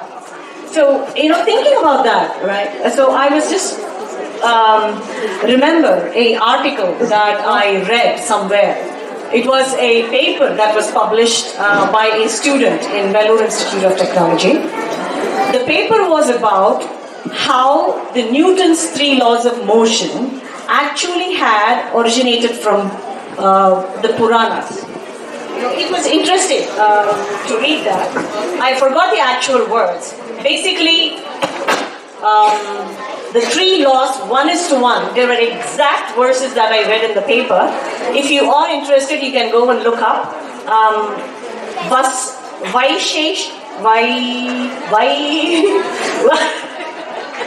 Vaisheshika Sutra, that was dated 600 before Christ era, BCE, by Rishi Kannada, who is also called as Kashyapa. Apparently, the paper indicates that the Newton's 3 laws of motion 1 and 2 and 3 has derived from the exact phrases from this scripture. So, having said that, we can move to the next episode where Sita rebukes Lakshmana.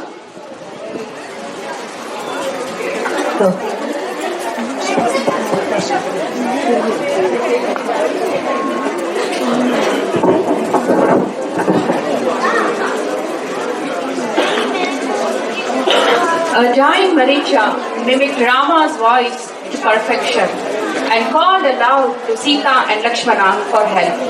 Believing Rama to be in trouble, Sita coaxed Lakshmana to go in the direction of voice and rescue Rama.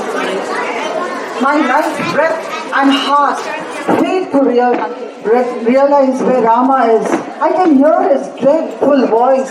I'm sure he's been taken by some dreadful asura. Go, Lakshmana, go and rescue your brother. Lakshmana was certain it was not Rama's cry for help, but the ploy of an asura did not stir from his place. Upset at Lakshmana's calm demeanor, but I would like to know why you targeted me with your arrow when I entertained no enmity towards you, and that too by hiding behind trees. Out of sheer ignorance, you reproach me bitterly today. Oh, Mali, you are not fully aware of the secret, righteousness, worldly interests, enjoyment, and conduct. Without consulting the elders who are richly endowed with wisdom, you condemn me through simian frivolity. This entire globe belongs to the Ikshvaku lineage, descended from Bharata, who is the very epitome of Dharma. We descendants of Bharata are devoted to fulfilling his commands and upholding Dharma. And we have the right to punish and reward every single creature in this universe. What do you frivolous monkeys know about Dharma? Vali, let me now tell you your wrongdoings. You have thrown virtue by the wayside and have become slave to lust. You cohabit with your younger brother's wife, Ruma, who you should treat as daughter-in-law. You have transgressed the bounds of morality and have strayed from the path of virtue. You have committed a sin for which I have meted out a punishment that is just and in keeping with the prescribed code of conduct. Moreover, I have promised Sugriva that I would help him get his wife and kingdom back. I have to honor the word I've given him. On both these counts, I have acted in keeping with the code of conduct as laid down by Manu, the earliest and most respected lawgiver. Let me clearly spell out to you Manu's law. Men who commit sin and are punished by their kings for it become stainless and ascend to heaven, and those who perform meritorious deeds. On the other hand, kings who do not punish sinners incur their sin. Oh Vali, you should not be angry with me. I feel neither agony nor remorse for what I have done. Oh Rama, jewel among kings, there is no doubt about what you have said. Forgive me for the bitter words with which I have addressed you. You are devoted to the good of people, unwavering in discharging your duties. As you rightly say, I have strayed from the path of Dharma.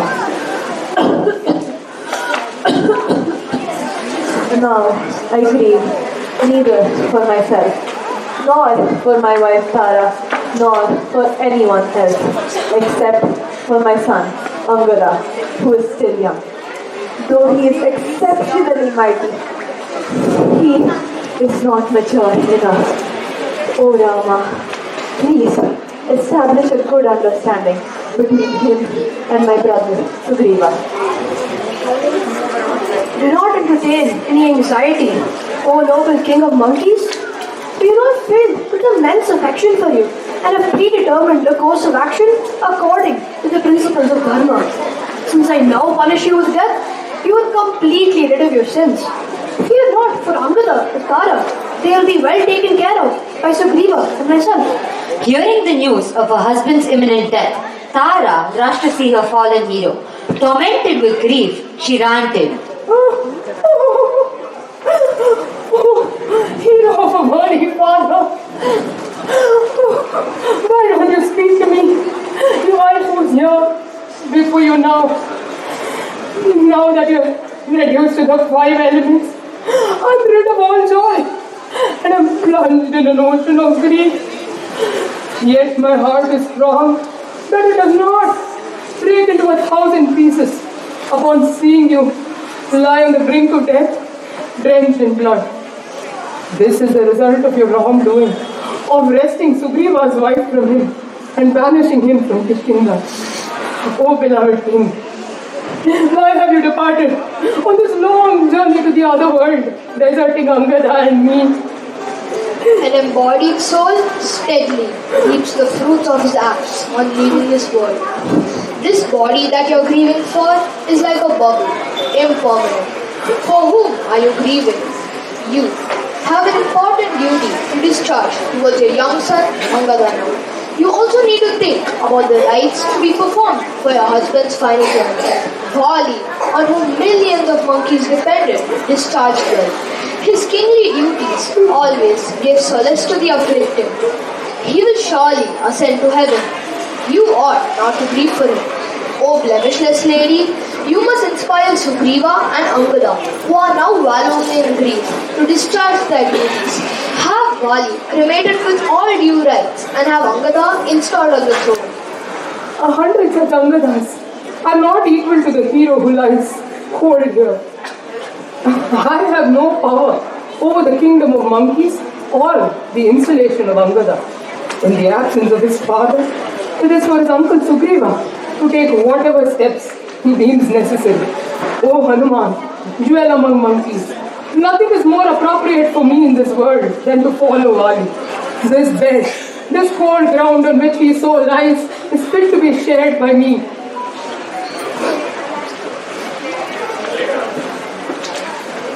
Vali, who was now breathing very laboriously, whose life force was slowly ebbing out of him, beheld his dear brother, Sugriva, standing in front of him. He spoke lovingly to him. Sugriva, you ought not to hold me guilty of wrongdoing in having you exiled and having rescued you from your wife. I believe we were not destined to be happy at the same time. This very day, as I prepare to depart from this world, you must take over the reins of our kingdom. Treat Angala as your own son. Be his father and protector in every way. Sugriva, my dear brother, wear this golden chain, for the exalted goddess of victory abides me.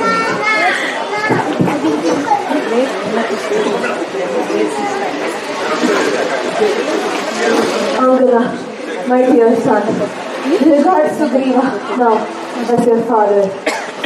Do not enter into an alliance with those who are not his friends.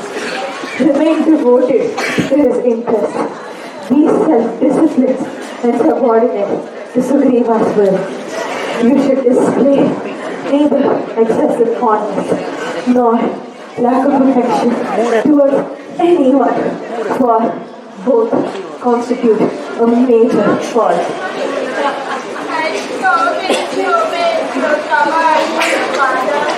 Vali breathed his last after advising his son. A grief-stricken Tara vented her sorrow over his inert body. Oh Rama, you're incomparable in time, space, and substance, and are difficult to achieve even for the yogis.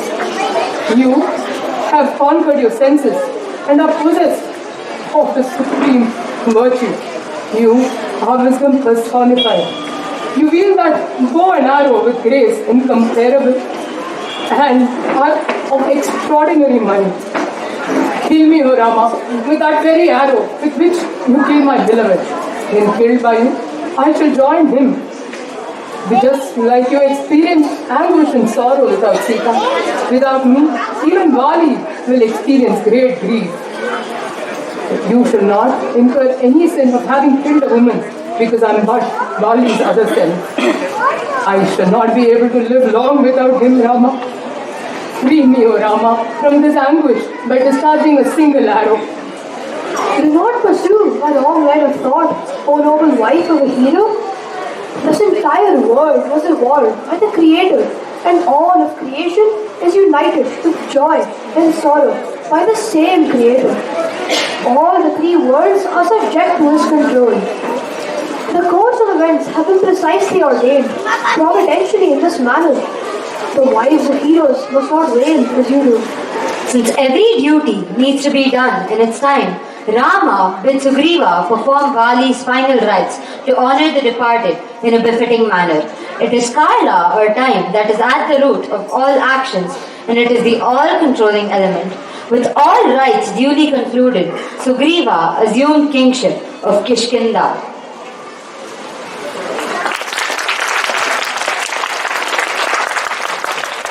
You know, Vali possesses a trait that whoever fights against him, he would take half of the valor from him.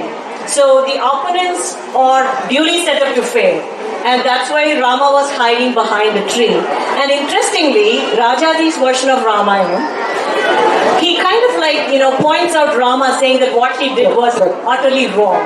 It was incorrect for him to hide behind a tree and take Vali down. So apart from that, having that, we will go to the next episode where Hanuman discovers Sita.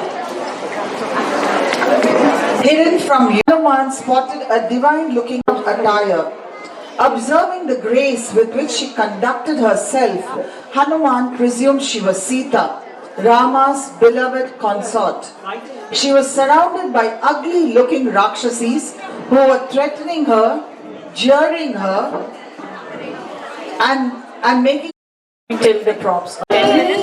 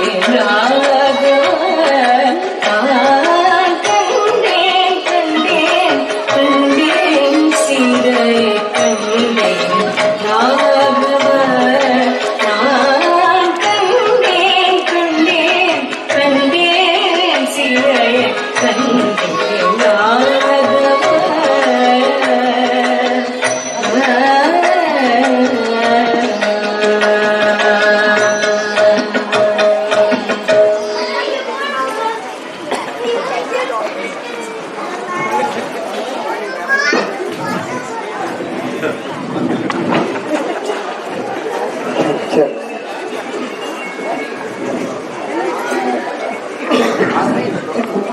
Hidden from view, perched on a tree in the beautiful Ashokavana, Hanuman spotted a divine-looking lady.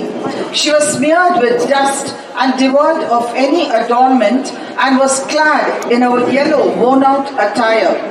Observing the grace with which she conducted herself, Hanuman presumed she was Sita, Rama's beloved consort. She was surrounded by ugly-looking Rakshasis who were threatening her, jeering at her, and making monstrous gestures at her. Ravana, the 10-headed Asura, stood menacingly before her. He was coaxing, cajoling, intimidating, and terrorizing her to make him her lord. Hanuman felt a mix of emotions as he beheld the lovely lady. His joy at having discovered her was tinged with sorrow and sadness when he saw her plight. A lady of her stature, who was the daughter and the daughter-in-law of kings, the queen of Rama, was here in the midst of wild forces. Hanuman's eyes filled with tears as he mentally saluted her and paid his respects to her.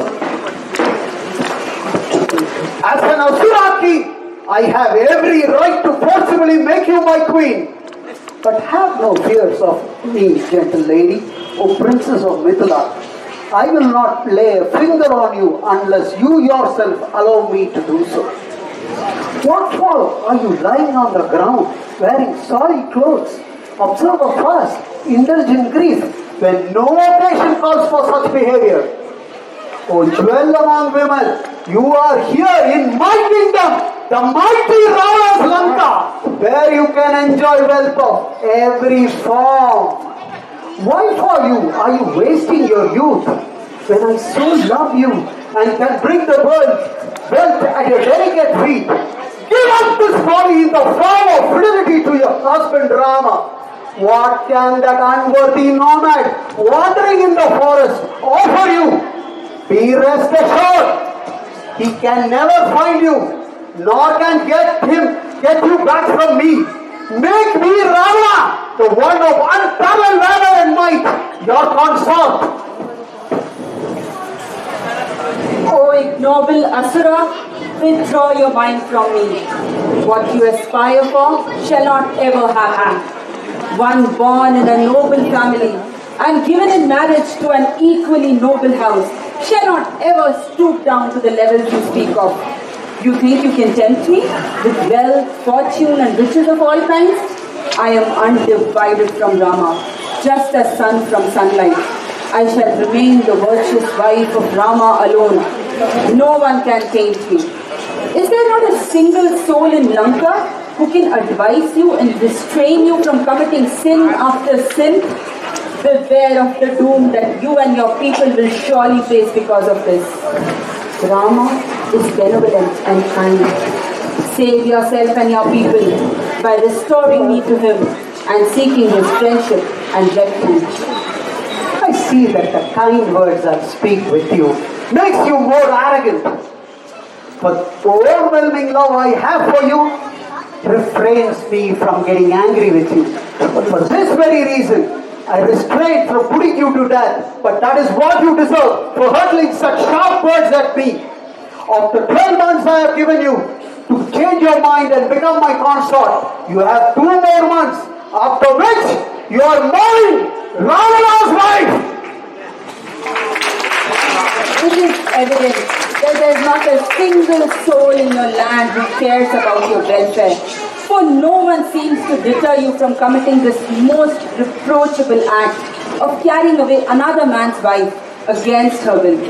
Rest assured, O evil Asura, there is not a single place in all the 3 worlds where you can hide and not be found by Sri Rama. I wonder your eyes did not fall off your sockets when you cast them wildly upon me, or that your tongue did not drop down when you uttered those disgusting words towards me. While I could reduce you to ashes this very instant, I refrained from doing so, because I have not sought Rama's consent to do so. Being his wife, I was not capable of being kidnapped by you. Foolish Asura, this wretched deed that you have committed is divinely ordained to bring about your ultimate destruction. Oh, foolish woman, who is devoted to a man who is beset with ill luck. I shall get rid of you today. All of you together, devise a plan. Make her submit to my will. Be kind, considerate, cruel, threatening, do something, but she must become my wife. As Ravana stood trembling in fear, his wife Mandodari rushed towards him. Oh great king, why do you bother with this wretched woman when you have several of your consorts who so adore you? It is wisdom to reciprocate the feelings of those who love you instead of craving for the love of one who spurns you. Come, get away from here. Ah! What foolish logic you speak, Mandodari! As Ravana left with Mandodari, the evil Rakshasis acted upon his orders. They began to torment and torture Sita with their vile words. Oh, foolish Sita! Don't you consider the thought of being wife to the eminent and high-souled Ravana? He is a descendant of Rishi Pulasya, Prajapati, and nine-born son of Brahma. You deserve to be the wife of Ravana, valiant son of Prajapati Vishrava. What trouble does it cause you to please Ravana, who is powerful so beyond to compare, who has routed the Nagas, the Gandharvas and other powerful beings several times on the battlefield? Oh, lovely Sita, be wise and yield to Ravana. For the fear of him, neither does the sun shine in all its brightness, nor does the wind blow violently. For the fear of Ravana, even the trees rain down flowers and the clouds lose its water at his will. Ravana is the right match for you. Make up your mind to willingly and happily accept the wholesome Ravana, else you are sure to die. I, wife of adorable Rama, rubbish your sinful and cheap advice.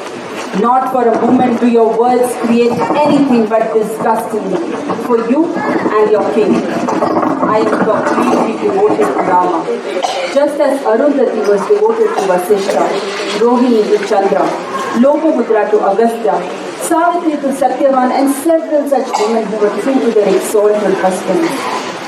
Hidden among the foliage of the Simsupa tree on which he was perched, Hanuman heard the chaste words of Sita. He was filled with sorrow for her, who was being bullied by the Rakshasis. She does not deserve our king Ravana. Enough of this show of affection you make for your husband. Anything carried to excesses will only lead to adversity. Until now, you have faithfully followed the code of conduct for human beings. Now, for your own good, carry out the advice given by us. Of what use is Rama to you now? He is nothing but a wandering beggar in the woods with nothing to offer you. Ravana, on the other hand, is clever, kind, and above all, the king of kings, who loves you and will do anything for you. If you do not accept Ravana, we will make meat of you and eat you up this very hour. Ravana has endured your sharp law only because of his love and tenderness for you. You stupid princess of Mithila, it's a pity you do not heed to our kind and timely advice. Do you not realize that you are now on the shore of the vast sea? It is difficult to cross. Even Indra cannot rescue you from this land of Ravana that is so securely guarded on all four sides. Stop shedding tears and give up grieving. Make Ravana your husband. The world will be yours for the asking. But if you insist on being stubborn, I shall tear your heart out and feast on it. Think your entire secret? Do I not Resting on your reverence, please. Indeed, your entire body will face veins and arteries. Oh, come on, all of you. Let's squeeze the rest of this harmless world. Who makes our king bind for her? Let's hang her in equal pieces and share it over her head. We shall then drink to stoop and to celebrate our end. Let us rejoice with wine and in the presence of goddesses,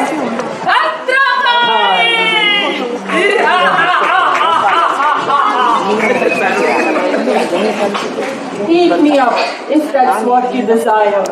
But a mortal woman is not fit to be an Asura's wife.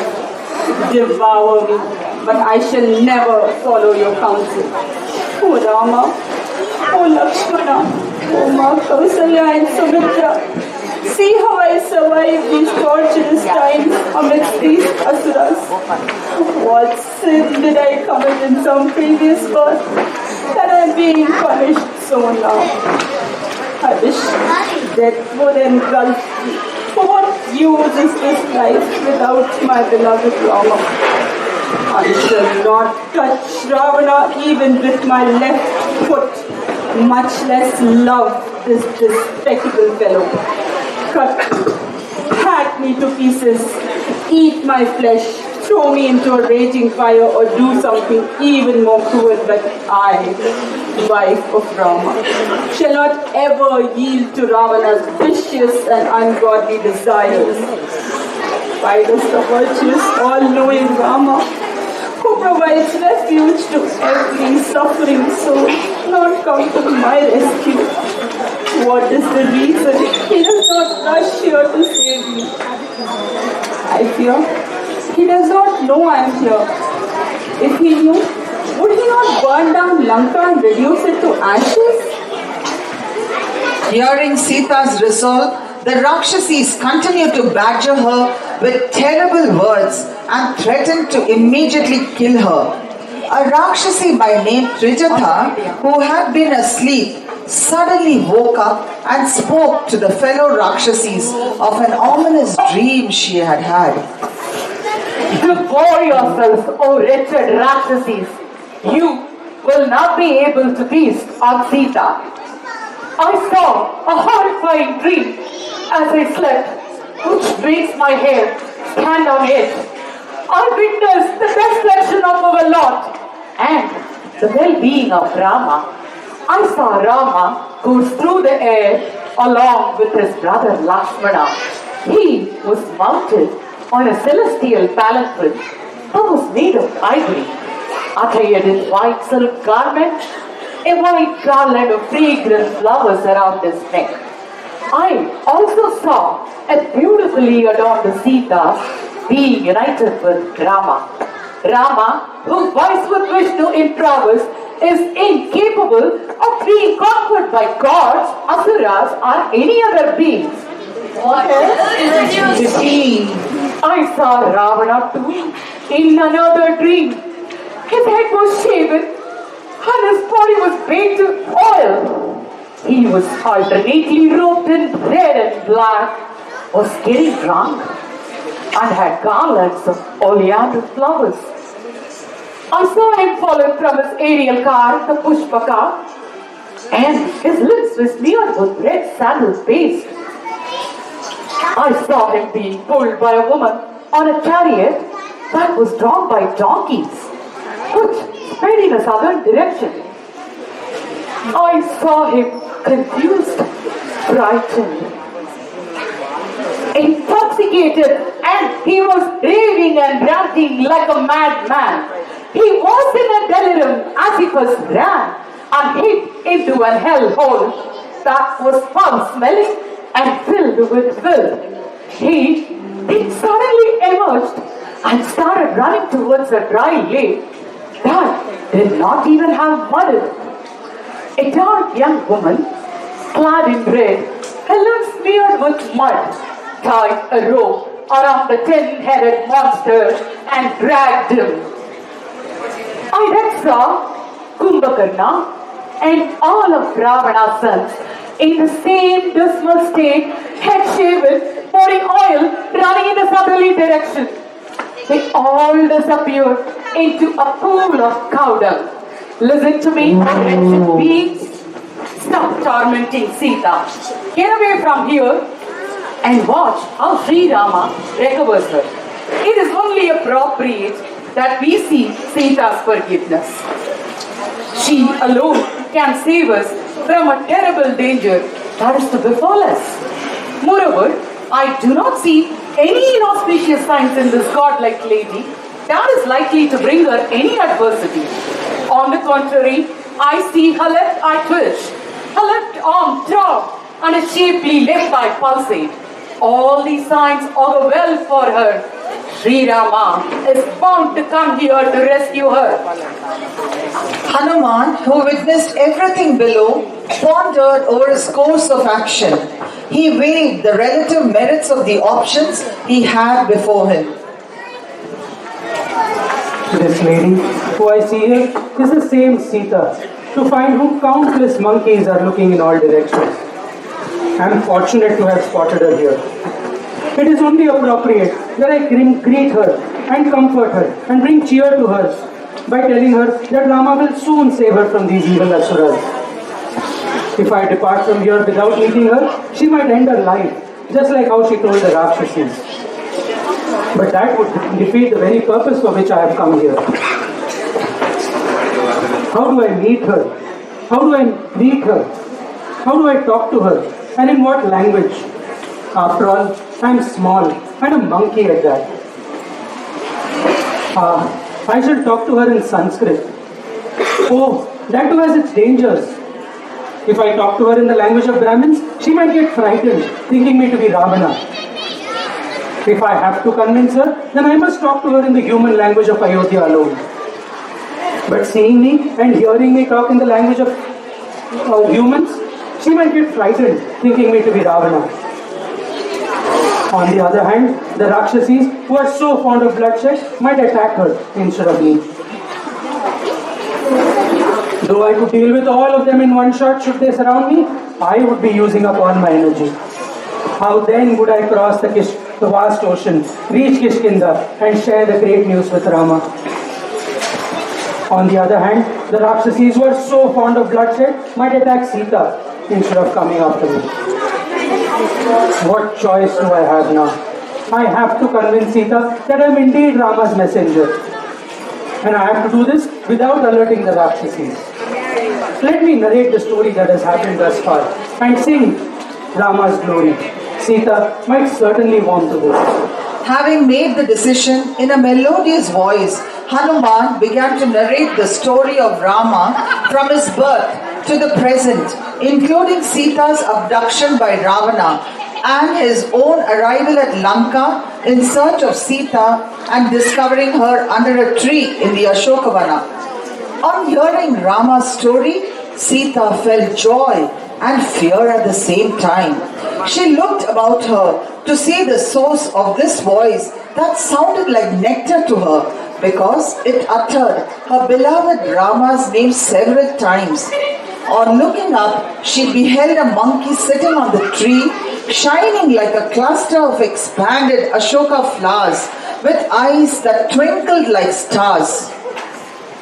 Is this real? A dream or my imagination? Couldn't be a dream. Hello, because separated from Rama, sleep eludes me.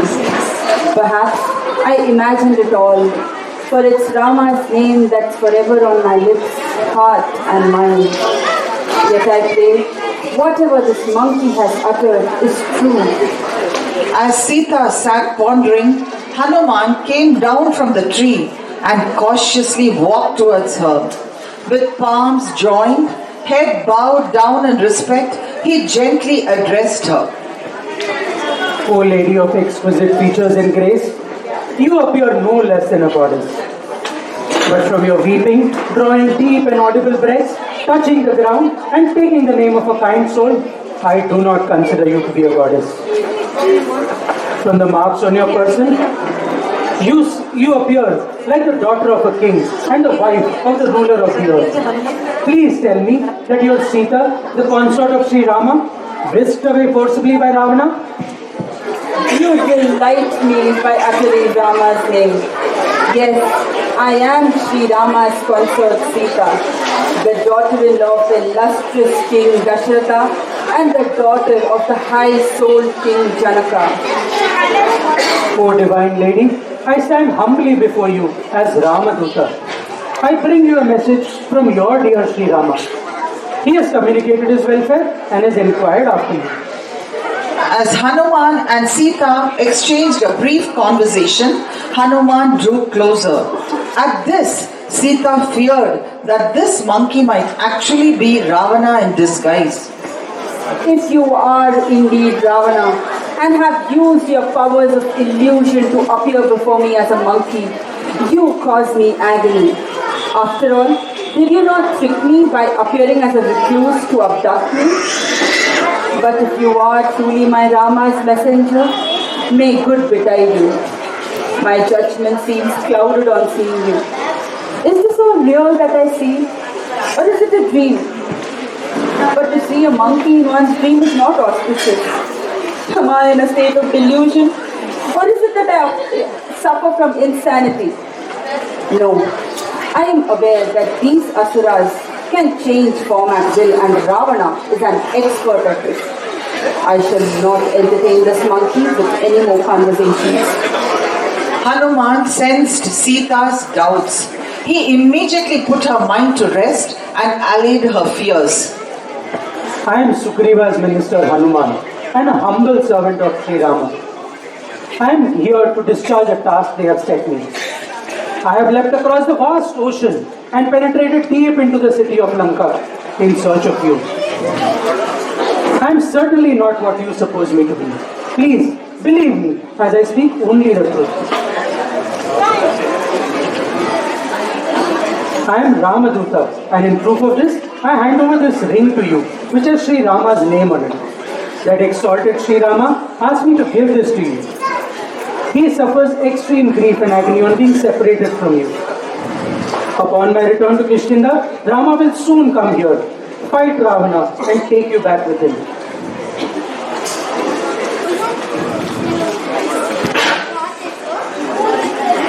I see my beloved Rama in this.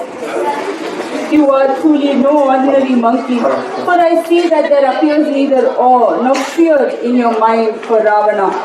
I shall indeed speak with you, for now I am certain that Rama himself has sent you in search of me. But tell me, Hanuman, if Rama is truly well, why does he not come here to rescue me? Has he lost his love for me because he believes I have come away to a foreign land? Will he deliver me from this calamity that I faced amidst these asuras? Rest assured, you will behold Sri Rama, whose heart is full of love for you. Since he does not know of your presence here, he has not come to save you. But he will certainly come here with a huge army, fight Ravana, and take you back with him. When will I be able to see him?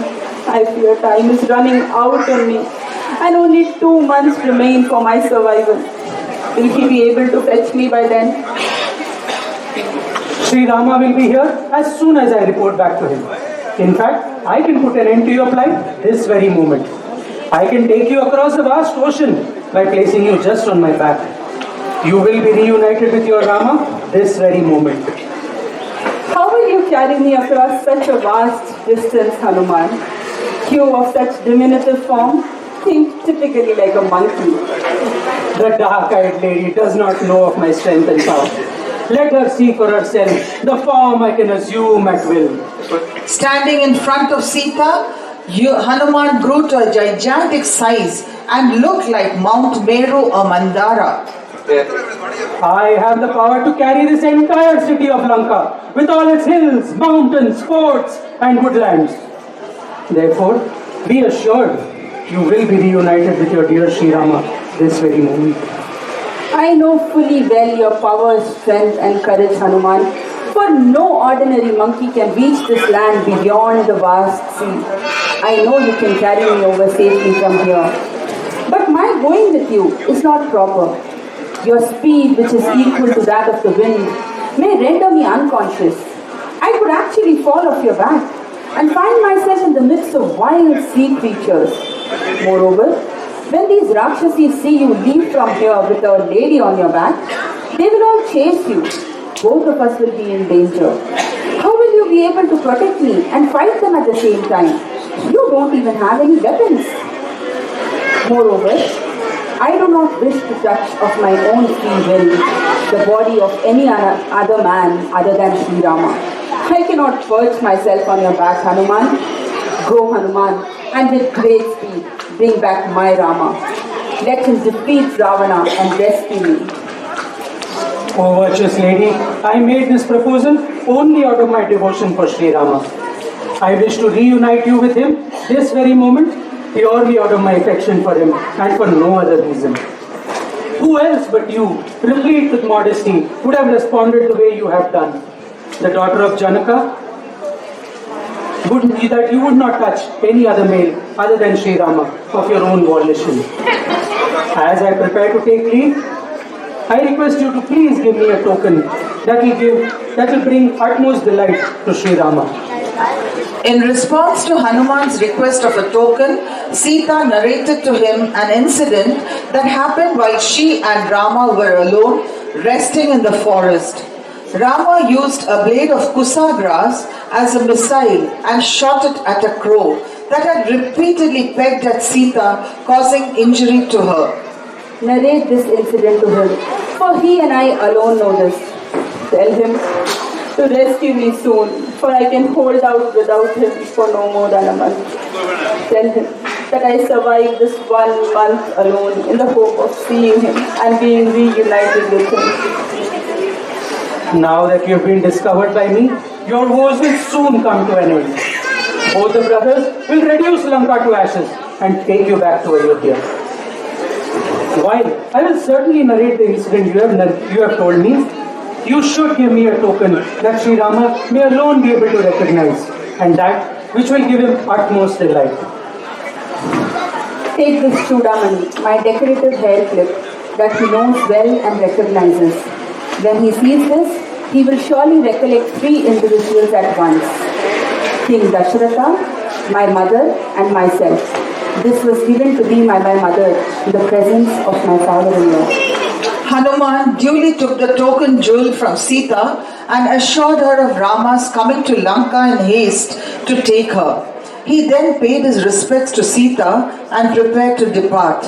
Seeing this extraordinary monkey expand in size in preparation for the leap across the ocean, in a choked voice, Sita addressed him. O Hanuman, apprise the 2 brothers Rama and Lakshmana, as well as Sugriva and his ministers, of the intense grief that I am in, and of the deplorable state that I survive in. But through all this misery, I think of Sri Rama alone, and hold on to my life in the hope of seeing him. Reassuring Sita yet again, Hanuman departed from Ashokavana to discharge further plan of action.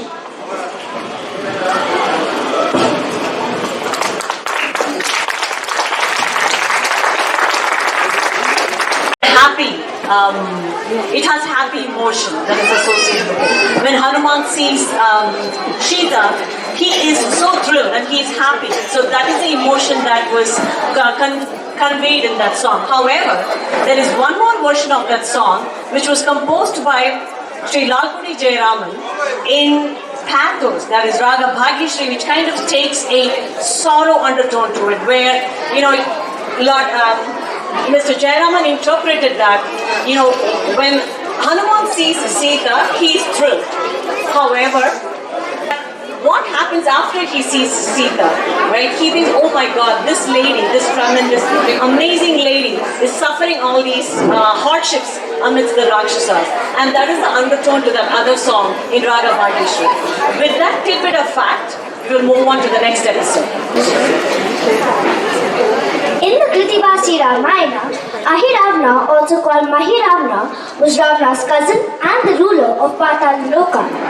He was a devotee of goddess Mahamaya and often sacrificed humans for her to gain more power in the process.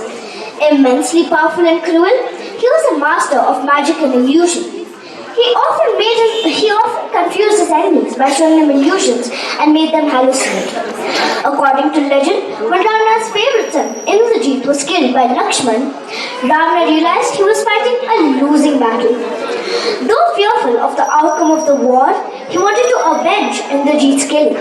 He sought Mahiravana's help to achieve this. So why did you think of me, Brother Ravana? I am facing trouble. Who dares to trouble the invincible Ravana? Two mere humans, Rama and his brother Lakshmana, and some monkeys who have joined forces with them. So what do you want me to do? Mahiravana, you are one of the greatest devotees of goddess Mahakali. Here's a golden opportunity for you to gain her grace by performing human sacrifice at her altar. Kidnap these brothers to Patala and offer them as sacrifice to Mother Goddess. What better candidates can you get for this purpose than Rama and Lakshmana? The goddess will be immensely pleased with you for this.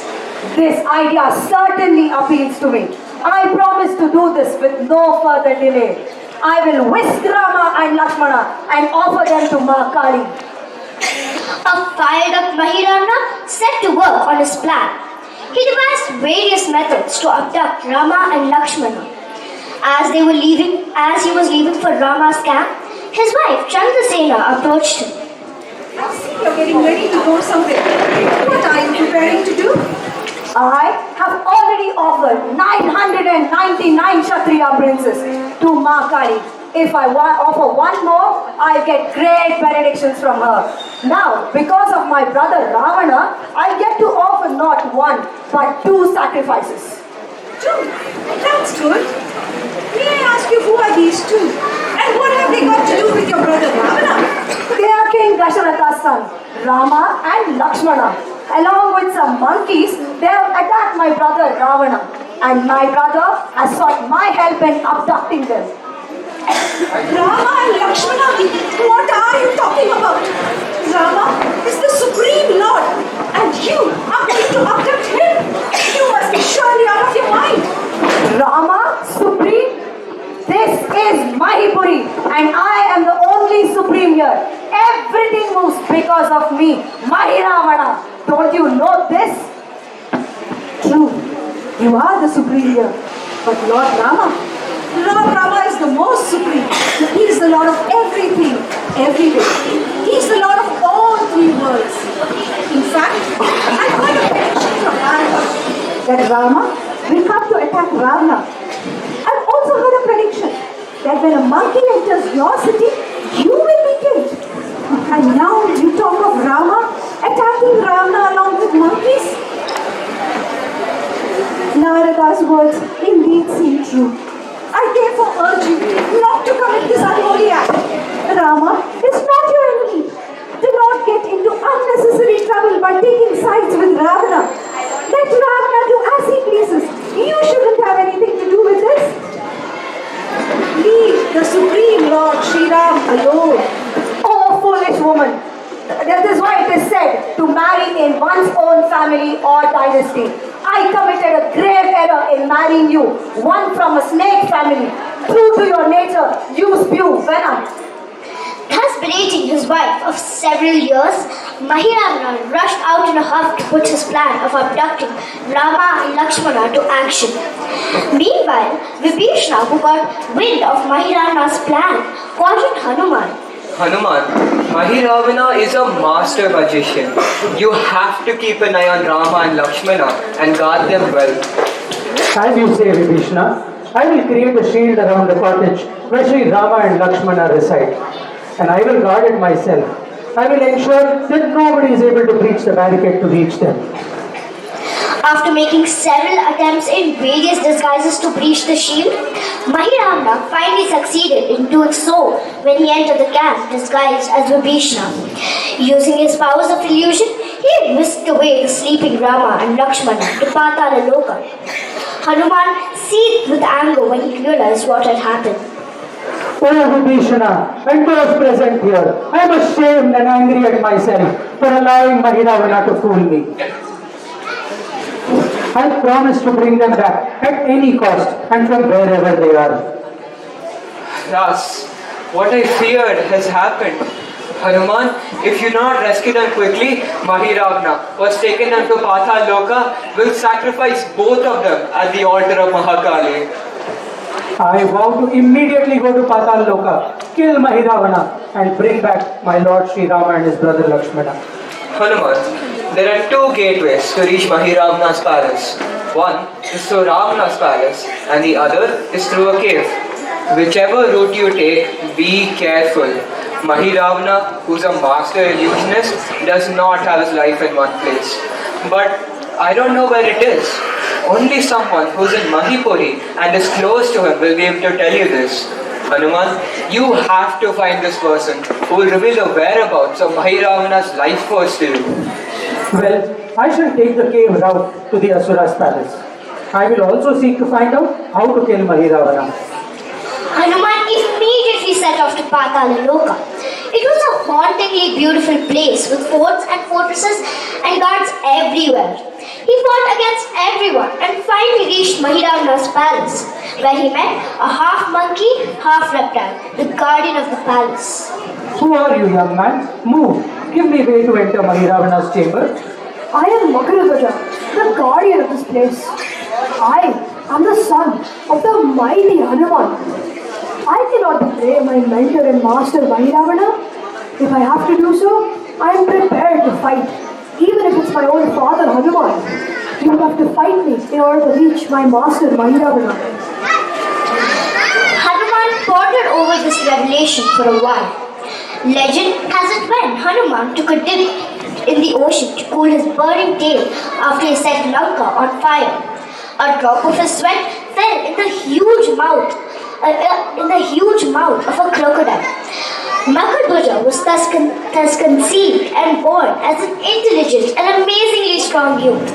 Seeing his qualities, Mahiravana made him the guard of his palace.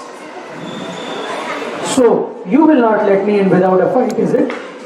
I am happy. And I am happy that you are devoted to your master. And I bless you for that. But I am afraid I'll have to fight you in order to save my mother, in order to save my master and his brother Lakshmana. I will fight you, even if it means giving up my life. Hanuman overpowered Makarabhaja and tied him to a post outside the palace and began looking for Rama and Lakshmana inside the palace. As he entered the palace, he heard a lady crying out Rama's name repeatedly in anguish. Hanuman approached her. Who are you? And why do you take my Lord Sri Rama's name so pitifully? I am Chandrasena. I had wished to wed Lord Sri Vishnu, but was abducted by the evil Mahiravana. It is this very Mahiravana that I am looking for. He has abducted my Lord Sri Rama and his brother Lakshmana. Will you please tell me his whereabouts? I will fight Mahiravana, kill him and take back my Lord Sri Rama. There is only one way to kill Mahiravana. His life force exists in 5 different places. In each of these places, there is a burning fire which faces in 5 different directions. Only when you extinguish all the 5 fires at the same instant will Mahiravana be killed. In order to accomplish what had just been told him, Hanuman took the form of Panchamukha Hanuman as Hanuman, Varaha, Garuda, Nrisimha and Hayagriva. In this form, he extinguished at one shot the 5 flames in the 5 directions. This rendered Mahiravana powerless, thus enabling Hanuman to kill him and save Rama and Lakshmana. Upon Rama's advice, Makarabhaja was crowned king of Patala Loka. After crowning his son king of Patala Loka, Hanuman returned to their camp with Rama and Lakshmana. The 5 faces of Hanuman that face the 4 cardinal directions, east, west, north and south, upwards comprise Hanuman in the east, Garuda in the west, Varaha in the north, Nrsimha in the south and Hayagriva on the top, symbolize the various aspects and attributes of Hanuman, each of which is most predominant in these 5 deities. Worshipping Hanuman helps one wash away one's sins and bestows peace, purity and happiness. Garuda offers protection from negative influences, black magic and evil spirits. Varaha bestows wealth and prosperity. Nrsimha bestows fearlessness and victory on the devotee. Hayagriva blesses one with knowledge, progeny and liberation. Thank you. Thank you. Now we move on to the final episode. Once, a meeting of great sages was in progress in the royal court of Ayodhya, in which Hanuman too was present. One of the sages present spoke on behalf of several sages. Sri Rama's own self is obviously more powerful than his name. I most certainly disagree with you all. Rama is more powerful than Rama himself. What you say is ridiculous. I can prove without doubt what I say. Rama's name is more powerful than Rama himself. Those gathered dismissed Narada, knowing his mischief-making nature. As the gathering began to disperse, Narada approached Hanuman.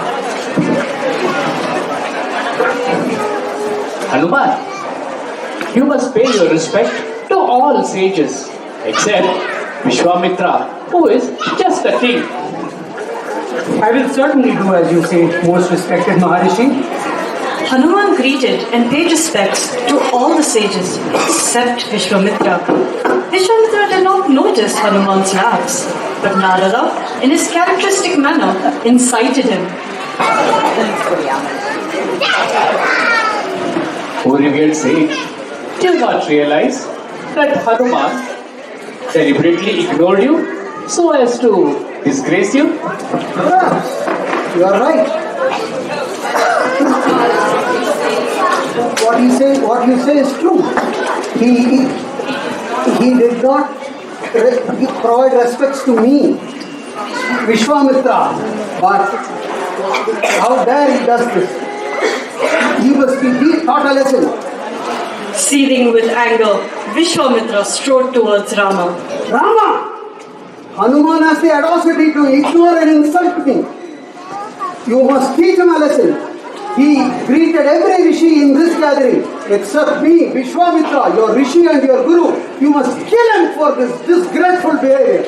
Pujya Guruji, I'll certainly carry out your command. Though Rama was unhappy at having to do this, he could not disobey his guru's command. Meanwhile, when Hanuman got wind of Rama's intention, he wondered, what grave mistake have I committed that so angers my dear Sri Rama that he wants to kill me? As Hanuman was thus musing, Narada approached him. Hello. Hanuman, I know how you must be feeling right now, but I suggest you to stay calm and not to worry. As you do always, keep chanting Rama's name. Sri Ram, Jai Ram, Jai Jai Ram. As fate intervened on behalf of Narada, at around the same time, an incident took place at Kashi, which was ruled by King Yayati. He was a righteous ruler and a great devotee of Sri Rama. When he was out in the forest, driving a herd of wild elephants that were ruining fields and causing distress to the farmers, he failed to notice Rishi Vishwamitra, who came along the way. This angered Vishwamitra as he felt insulted. He decided to punish the king. He immediately sought out Rama and asked him to kill Yayati. Rama, the king of Kashi, Yayati is arrogant. He has insulted me. You must kill him. Though Rama was aware that Yayati was a righteous king, and he would not be unfair or unjust to anyone. He could not disobey the commands of his guru. When King Yayati came to know of Rama's intent to fight and kill him, he was distressed. What crime could I possibly have committed to provoke Rama's anger? Why would he want to fight and kill me? Rama does not forsake anyone who seeks refuge in him. I shall go and fall at his feet and ask him to pardon me. When Narada became aware of Yayati's decision to seek out Rama and ask for his forgiveness, he went to the king's court. Are you out of your senses, O king? Do you not know Rama will keep a promise once he has given it? You will play yourself into his hands by going there now. I suggest you seek help of Hanuman. He is with his mother, Anjana Devi, right now. Go straight there and make your appeal to Anjana Devi. Thank you, great Maharishi, for giving me this timely advice. Without further delay, I will meet Anjana Devi. Yayati proceeded to Anjana Devi's ashram. He found her deep in meditation. He cried out to her, I seek refuge here. Please, save me. Disturbed by the king's wailing, Anjana Devi woke up from her meditation. Son, have no fear. I assure you of the strength and courage of my son Hanuman. No harm shall come to you. Just then, Hanuman appeared before his mother. Yayati bowed before him. I am Yayati, the king of Kashi. I am a devotee of Sri Rama. You alone will be able to save me from the danger I now face. My mother has given her promise to you. As her son, it is my duty to honor her word. I shall not allow any danger befall you, King Yayati. Now that my son Hanuman has assured his help to you, what is the danger that you face and from whom? What can I say? The very Sri Rama who I so devoutly worship wants to kill me. I have no idea what crime I've committed to earn his displeasure and wrath. I have done nothing deliberate to provoke him. Oh, is it true what you say? I wonder if I have given my promise in haste. How will Hanuman fight Rama? Rama is his lord and master. What shall we do now? Mother, it does not befit you to go back on your word. Is it not our duty to protect whoever seeks refuge in us? I shall not allow any danger befall King Yayati. He must face his enemy no matter who it is. As news of the impending duel between Hanuman and Rama soon spread, Yayati's wife, Yashodhara, sought refuge in Sita. Meanwhile, Rama with his brothers and army went in search of Yayati. Hanuman, who met them on the way, fell at Rama's feet. My lord, you who are so fair and compassionate, please spare Yayati. Do not kill him. He is innocent. Hanuman, I will not disrespect my Guru's command. I must kill Yayati and make good the promise I made to my Guru. With a finality in his voice, Rama pushed Hanuman with his foot to make way for himself. Thank you, my lord. I am now blessed with new strength and vigor. Just like how Ahalya Devi was redeemed of her curse when you kicked the stone into which she had turned, I am now blessed with new strength. I will not be taken by your flattery, Hanuman. Better turn Yayati over to me.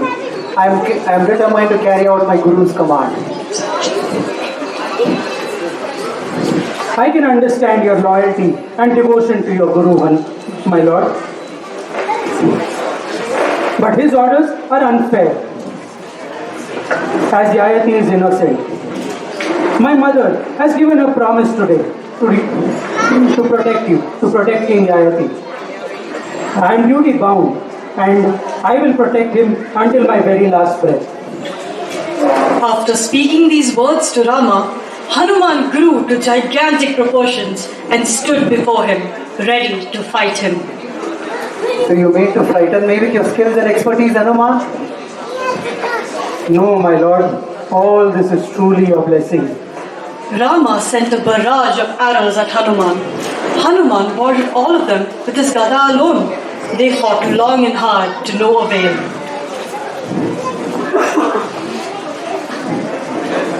Beware, Hanuman. I am going to use my most potent weapon, the Ramban arrow.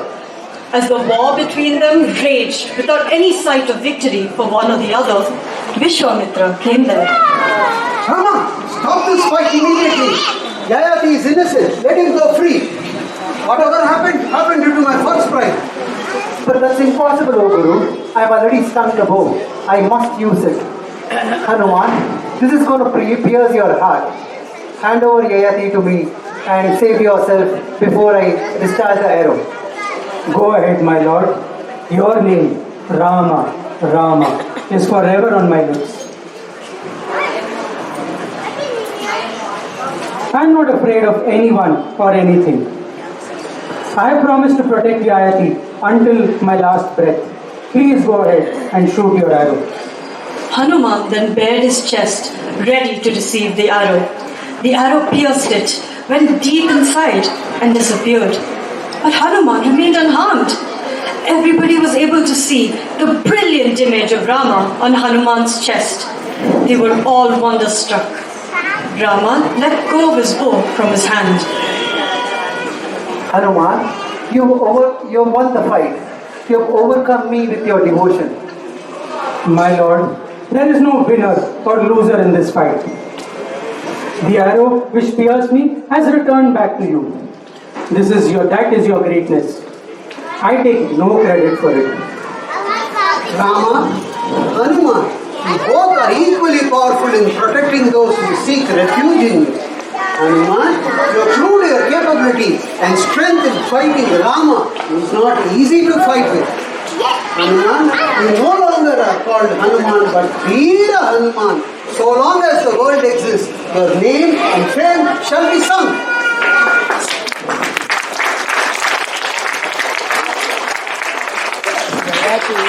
Sage Narada was watching the whole spectacle. He approached Vishwamitra and admitted that he had provoked Hanuman.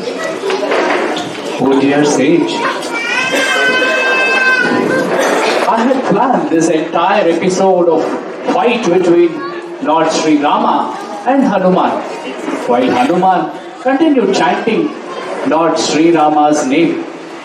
None of Rama's weapons could harm Hanuman in any way. Hanuman took leave of Rama and returned to Gandhamadana for his tapas, leaving behind a very important message for mankind. Chanting Ramanama in the present Kali Yuga must be made an integral part of our life.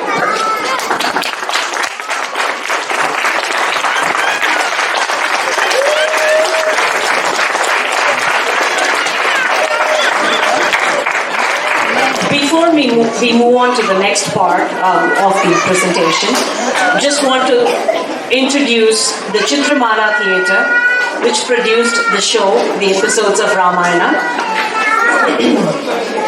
So ChitraMala Theatre is a result of the shared passion for the classics and drama by South City residents Mrs. Mala Kumar and Mrs. Chithra Ramaswamy. It began in 2017 with the staging of the magnum opus Annie Frank, The Diary of a Young Girl, and a quartet of stories from Puranas of Bharatavarsha.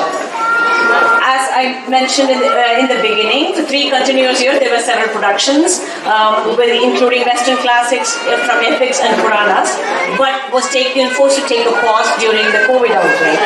And after that, this is a first production.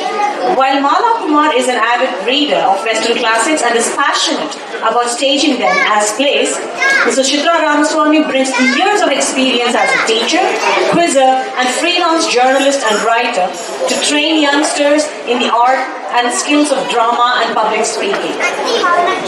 She has about 300 published articles. Okay, 3,000.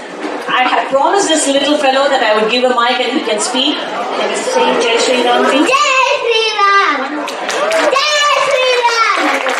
Jai Shri Ram! Thank you. So she has about 3,000, I missed a zero there, 3,000 published articles to her credit in national and Gulf diaries. Publications, in-flight magazines. Prism Books, who's a sponsor of this event, has published 4 volumes of quiz books compiled by her, commissioned her twice to write the versions of Valmiki Ramayana, one for the children aged below 12 years and the other one for adults and general reading. Her Ramayana for children, illustrated by Mr. Mohan Marak, who also illustrates for Amar Chitrakatha, has been translated in Hindi, Kannada and Malayalam. Prism Books yet again commissioned her to write a book on Hanuman for general reading. As a freelance journalist, Mr. Chithra Ramaswamy has interviewed several renowned personalities from across the globe in the fields of medicine, music, management, politics, sports, and entertainment. To name a few, the person she interviewed, Omar Abdullah, when he was Lok Sabha MP, Quizmaster Derek O'Brien, Sri Dalgudi Jairam and the violin maestro, Dr. Balamurali Krishna, flute maestro Mr. Hari Prasad Chaurasia, Ustad Bismillah Khan, Visuli's Bombay Sisters, Bombay Jai Shri. Just give me some time to turn the pages.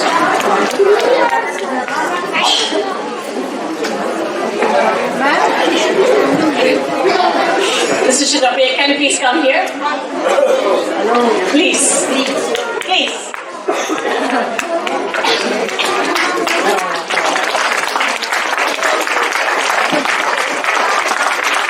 She conceptualized the whole show and directed it, and she fell sick 2 days ago, and still she was there for every practice sessions, and she was there yesterday till 10 o'clock to pull the show off.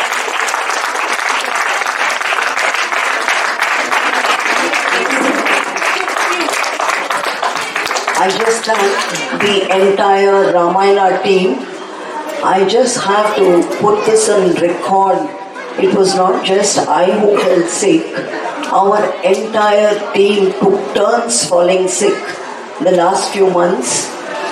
We had crisis at their homes with aged parents getting hospitalized in ICU, and yet you saw what happened today.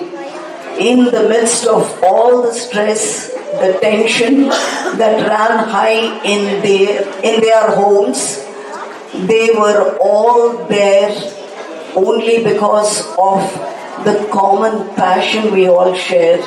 So a huge thanks to every one of them.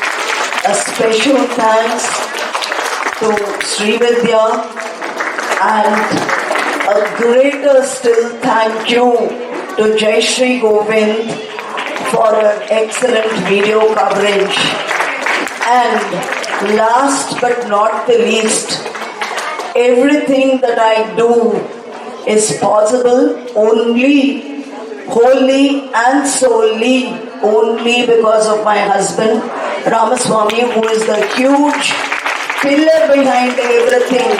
He may not script it, he may not direct the play, but he is there everywhere, from bringing the chief guest from a place to the venue, helping me with the props, just about everywhere. Without him, I would be a total zero. Thank you. Thank you. We move on to the next piece, which is a song.